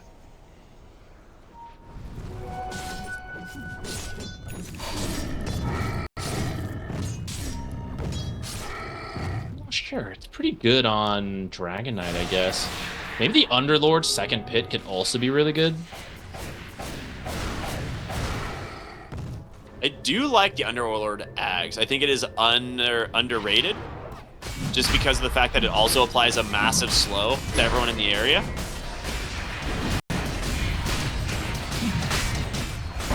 Bloodborne into the Meld. That's a lot of damage into the Roshan. You might just give it to TA, though. We'll see. Just Who got it gets for the now. 3 Ags. It is pretty useful to allow her to rat around. Your global power just got even stronger. Passes it to the DK. I mean, we haven't really seen a Black Dragon Dragon Knight in quite some time because it got nerfed so heavily. Because you just don't get any of the effects anymore. But it does give him flying pathing. A little bit more damage and cleave as well, so... Here we go, Theo style. Just gonna get to work here on the high ground. Again, Matthew being very annoying with the Earth Spikes, the Mana Drain. But that tower is looking a little rough. Bit of Malice down. There's gonna be the Roche banner. You know, We gotta find a really good initiation from the puck here, but do you have the damage even? That's what worries me. The gyro's gotta do it all. He does have his BKB, so if there is a good fight, should be able to throw out everything. And in the water. Comes out, they still have the Ravage, they have the coil, they have everything, but they do get the pipe out of Frank, so something for the moment. But your base, whole lane of barracks now, gonna be down. Just one more auto attack there from Kataro, and they get it. Hit of Mouse to retreat. And they're out, man. Fusion, a very clean high ground siege. Really tough to go in. I mean, you'd have to go past Underlord and Dragonite, and as soon as you commit to any of them, just the Phoenix Egg plus the Sunray, healing up to those super tanky heroes. Like you said, I'm not sure you have the damage unless you get a lot of good Daedalus procs from the Gyrocopter. That's not really something you can will into existence.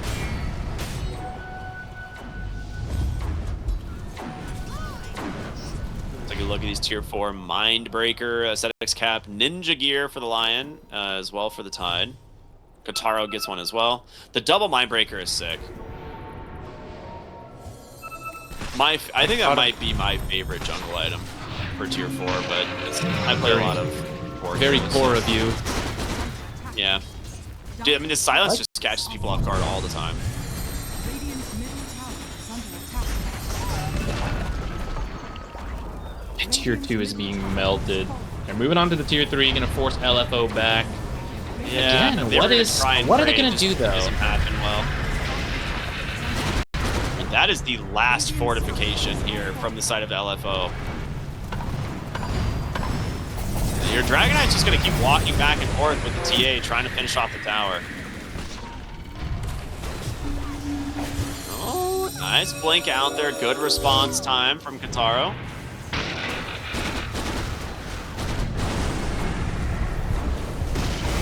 All right, there it is. It just took a moment to get the tower. Quick pause, it seems. Frank DCing from the game. They're just going to repeat this in the bottom lane. Now, you're going to go get the wave, but you have 1 minute and 46 seconds on Aegis. They're executing very cleanly. You know, you just walk in, poke a little bit. I think Frank should Fiend's Gate to the lane. Creeps. Yeah, like, it would save you like 20 seconds of this Aegis to get that wave in right now. Either that or someone's going to TP down there. I don't know why I said they're going bottom. They still have the racks to get. But they can. I mean, they'll just do the same thing, right? They'll go poke the mid racks and eventually back out. At that point, you probably don't have enough Aegis time for the bottom. You don't have to force it, though, either. I feel like you're establishing map control.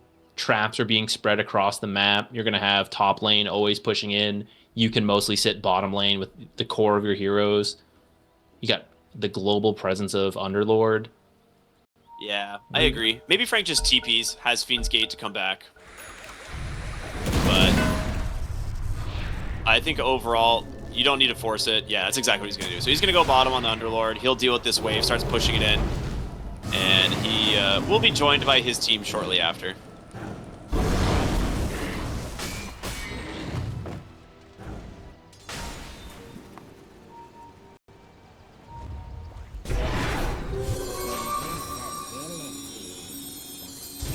Well, 22,000 gold lead built up here for Fusion.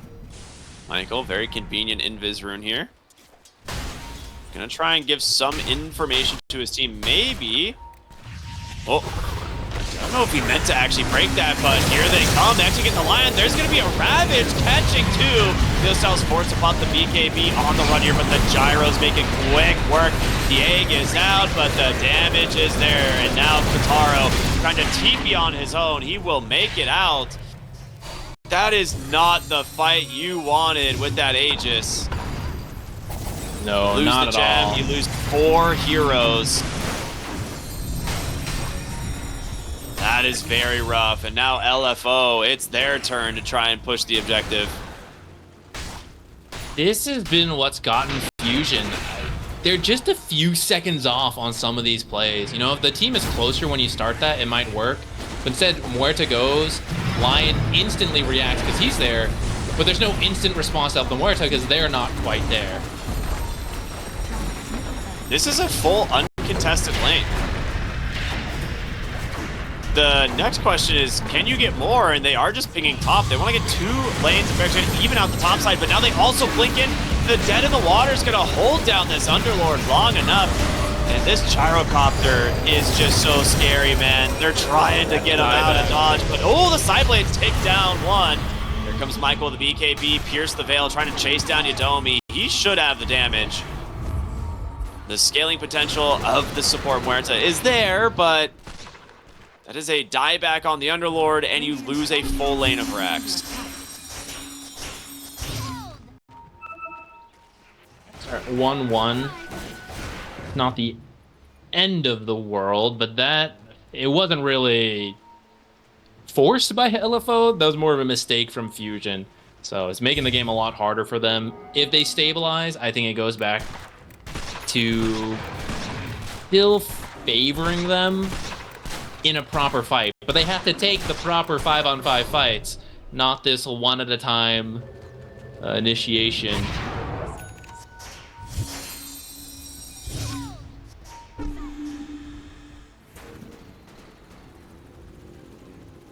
Let's see what they spend their money on. Double refresher, or sorry, a double ravage with the refreshers available.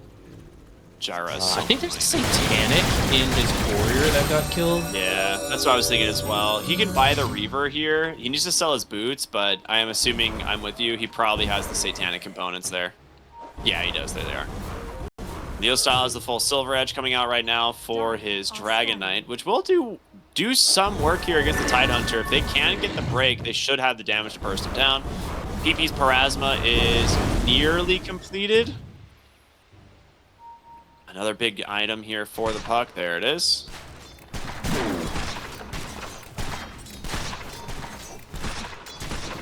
Unfortunately, you wish you didn't lose the gem now.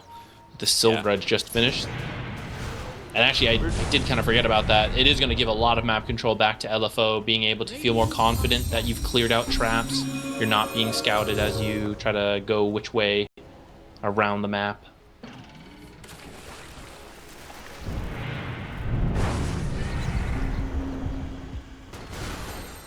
I'm trying to... I actually just realized something. We were looking at Muerta. She's scaling. She's up to 10 stacks on Pierce the Veil. I wonder if that like 90-some-odd minute game earlier was like the record for most Pierce the Veil stacks, because that was like 30, I think, at the end of the game, or maybe more, like 32 or 34. It ended up being quite high. But what these teams don't know is there's still an hour left in this game. I'm here for it. We'd get to see Lion. Boy, he'd wish he'd had Fist of Death, I'll tell you what. Yeah, dude. He's at 6 stacks, though. We'd get to see Lionel be crazy. Too bad Underlord doesn't have the infinite scaling anymore. Dude, I'm actually was so bummed that they did that.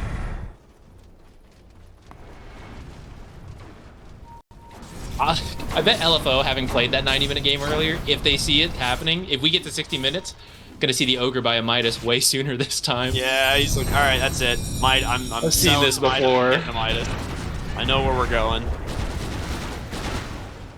Pretty long Roche spawn, encouraging an even longer game.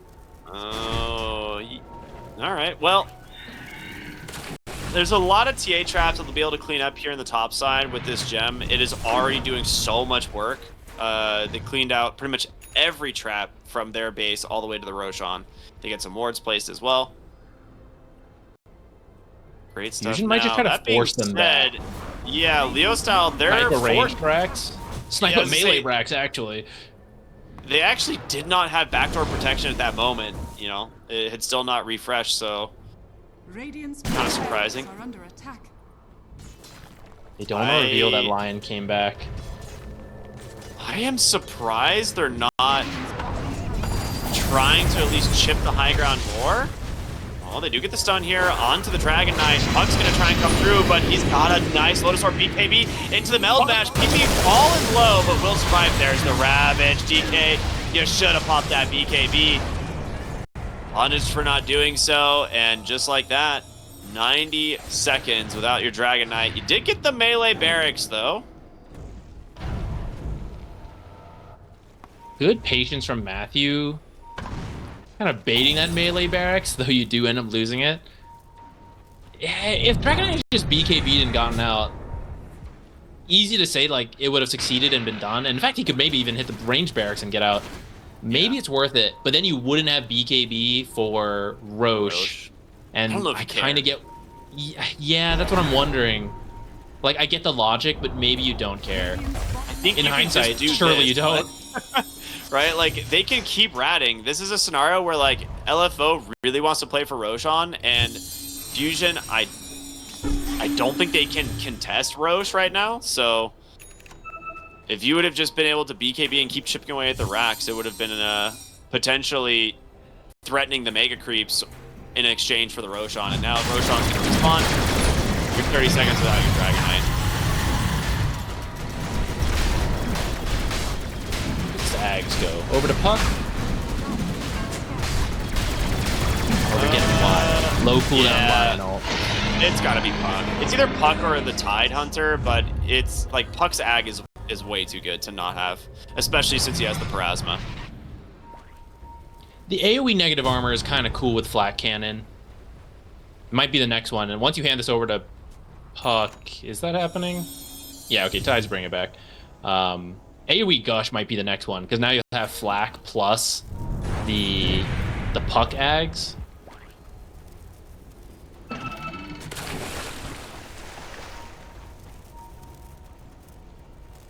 Dire are scanning. Amplify damage, about to expire. Didn't find anything with that.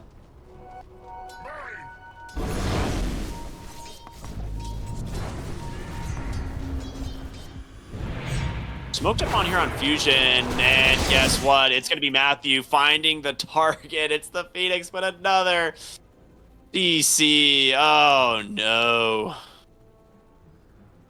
He has Aesthetics Cap, and he did have an Aeon Disc. Is his Aeon Disc up right now on the Phoenix?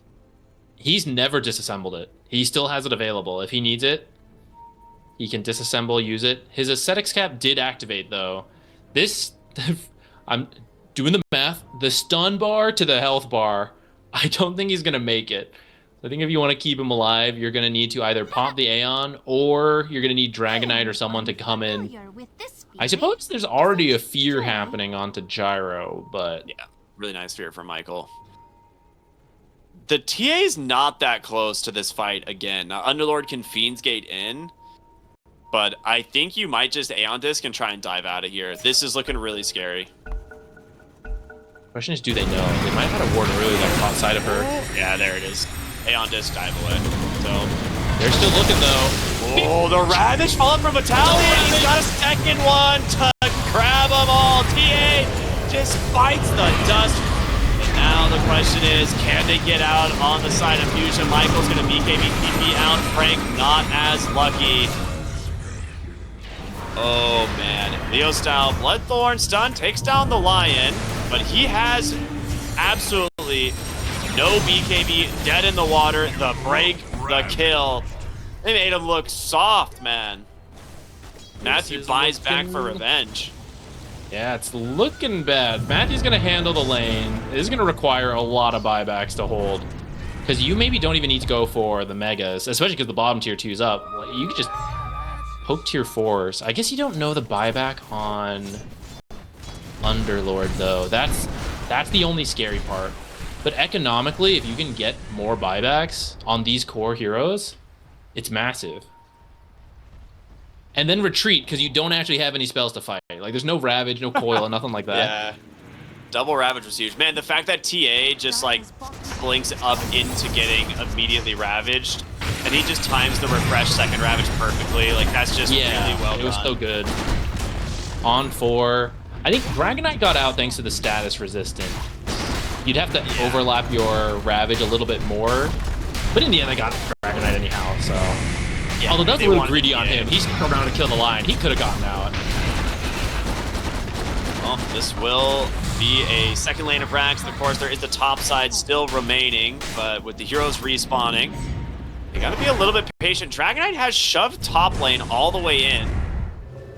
And Puck will have to go back to respect this. Same with Matthew. They do not want to give up any more structural damage. They will regroup and look for their next fight. Kind of threatening the rat. Dragonite could equalize. The towers are all dead, right? So this is just Dragonite left alone in the base. He could take all of this. Puck could pick up a refresher as well, which would be a pretty massive item for him. Double coil with these items and this build, or with this, yeah, this build and like being level over 25 is terrifying.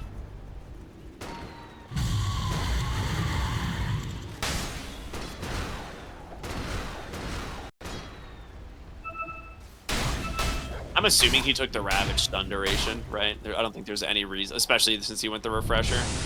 Yep. But don't worry, in another 40 minutes, he'll be able to wrap back around, take the left talent. Oh, thank God. As one does. Naturally. The level 30 timing for the Tide carry is going to be sick.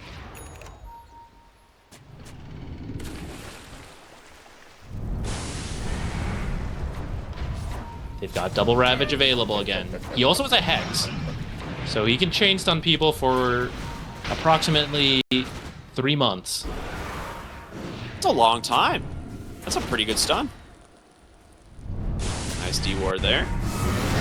Another Sentry jump onto the high ground. Gyro gets popped. Tidehunter gets silenced as he comes in. He's going to pop the refresher, but he just dies. There's too much damage coming up from the side of Fusion. Pike One more hit to kill Pike. And he turned around, he pops the Satanic, but he just gets hexed. They'll take down the Huerta. The egg is there on the backside. Frank drops the Fiend's Gate to try and chase for more. You walked into the wrong neighborhood. Fusion brought the damage, man. This is why the calling is such an annoying spell. Blinks right into the calling, and yes, you can Kraken's Shell save yourself, but you gotta walk out of the calling first.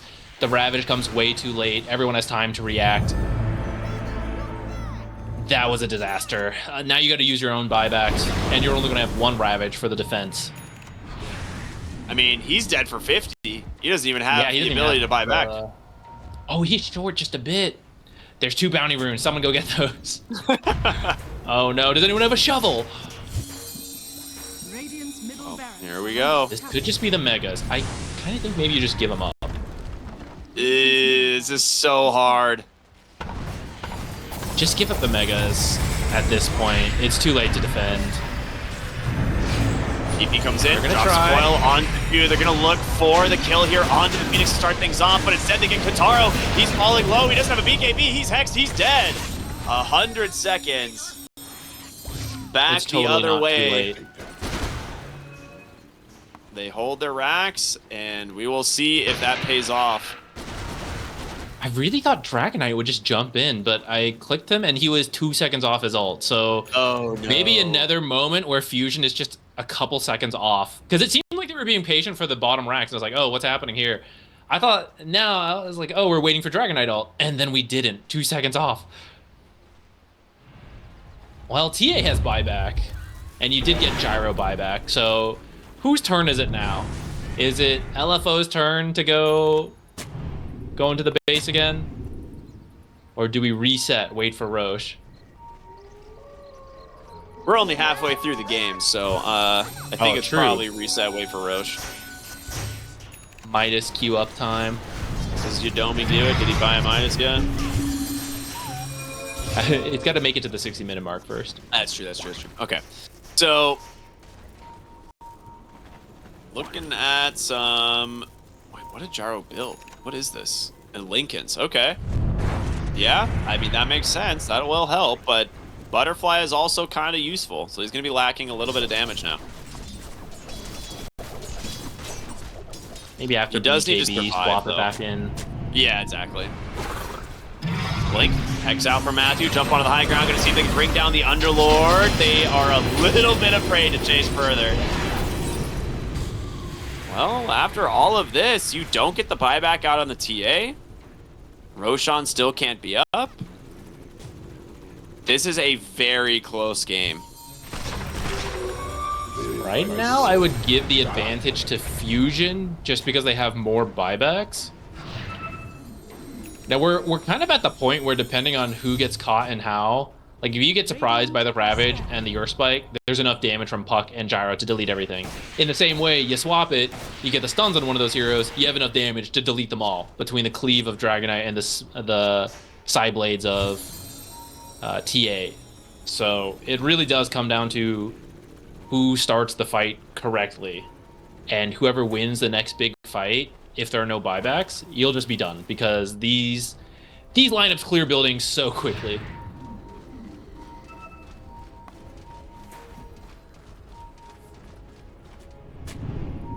Do you just go for it?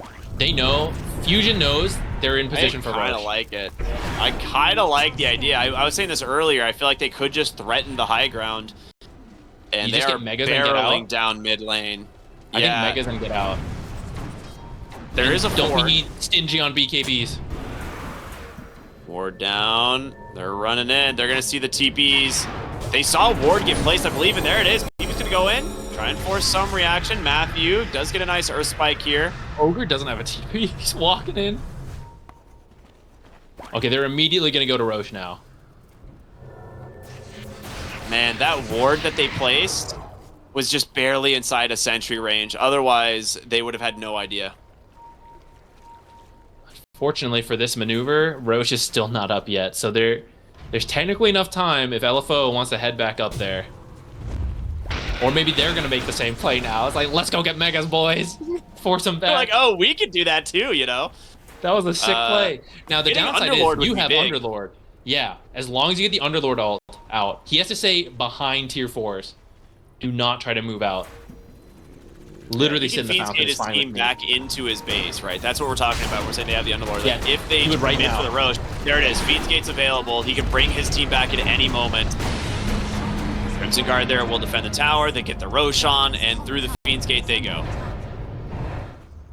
Great movements here from Fusion. Be careful. TA grabbed the Ag, so now has Psionic Projection. It'd be very difficult to catch now because she can rat super easily. She has traps in the enemy base. Yeah, for example, the back door is actually down. She could have popped out and just whacked this melee barracks. Doesn't have to do it now. She can look for it later, but that's going to be a huge pain going forward. And where are we on buyback? Still more for Fusion. Looks like they're going for it on this. Well, you could wait, because you have 4 minutes on the Aegis. Get the tier 5 neutrals and push before you're hoping the enemy has less neutrals than you. Can you believe LFL is in another 60-minute game? Scratch that. Can you believe they're going to be in another 90-minute game? That's wild. Don't put that evil on me, bro. I can't. I can't do that. So Dota's alive now. This is peak Dota, everybody. They might be trying to end the game before they can get to that point.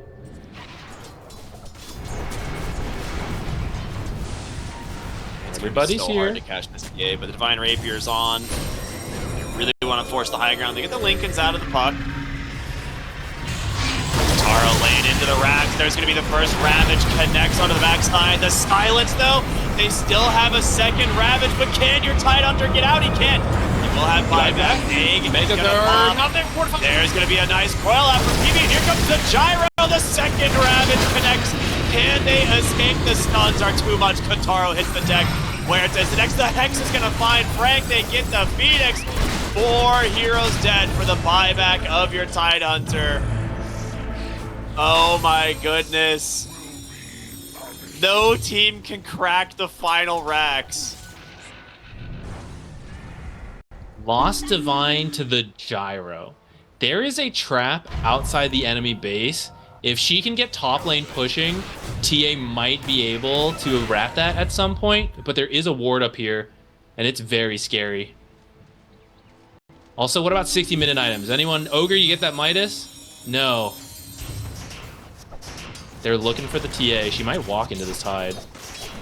Fusion can all buy back. You don't have Egg, though, for 50 seconds. Roach banner vision. Classic. Oh. See, we have a Book of the Dead here as the Necro minions are out in the top lane here. Gonna clean up that Roche banner. You are right, though. That creep wave is pushing top. You gotta be careful. It's being pinged. You don't have... They are aware of it. If that cracks backdoor protection, I would not be shocked if he immediately Sonicked into the base. Because there's no fort. He can get mega creeps. It's so sketchy, though. He has no buyback. Can't believe there's 35 more minutes to go. Really excited. That's only 35 more minutes? It's shocking. Fast one, I know. He's saving up for a second Divine Rapier. Gone his Force Boots. So it will be easier for him to get out next time. Oh my god, that's a big boy. Gyrocopter, Oh, crap. Giant's Ring with Bloodlust. Bloodlust. And then when he pops BKB next time, Dude. Peepo wide gyro. Yeah, people wide gyro. For sure. There's an amplify damage in the river here. This is one of those things where it's like people tell stories of like UFOs and stuff. Like this is what they're talking about. He's in a blimp, man. He's no longer he's no longer an helicopter. This dude's a blimp. That'd be Gyro a great blimp. that would be a great cosmetic, dude. Someone please make it. Oh, Okay, what other my late goodness. game items are we at? Puck Can't even see the lion underneath him. Can't click below. God. Okay, now there's this Puck got the Leviathan as pirate's well. hat. Bro, come on. Oh, nice. They're really putting on a show for the viewers here. Kraken saw us building up too. He's at 57. Oh my god, that is a lot of damage. Fortunately, Dragonite and TA hit super hard. All right, while we were doing this and admiring the big boys, any noticeable jungle items for the side of Fusion? I see Giant String from Huerta. We got Force Boots on the TA. Dragonite doesn't Perfect, we gotta have break it his down. yet. See a Seer pirate hat from Stones. Puck. That's cool. Could have some long-range hexes or stuns from the supports with the Seer Stone. Money will slowly go up for the side of LFO, thanks to that Pirate's hat. I don't see any Midases being queued up.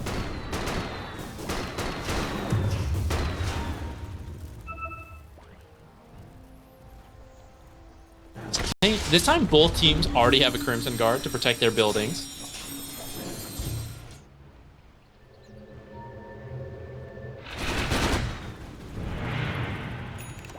Book of the Dead for Dragonite as well. Dude, okay, hear me out. They're gonna like sneak one into the base and boots a travel to it or something. But It'd be Kataro pretty just helpful. needs to get a trap in their base as well. The one in bottom is close enough. If you can just break back door, blink in, do it, get out. I mean, that's the scary part, the getting out. But I think if you BKB, I mean, what do they do? Right? You'll have to commit the BKB for it, but... maybe you leave your Divine before you do it. Lion, gonna get found here. Has the gem though, so he responds with a quick Hex, Finger of Death. In comes PP here. Now he does have the BKB and the Pierce the Veil. Will be stayed for the moment.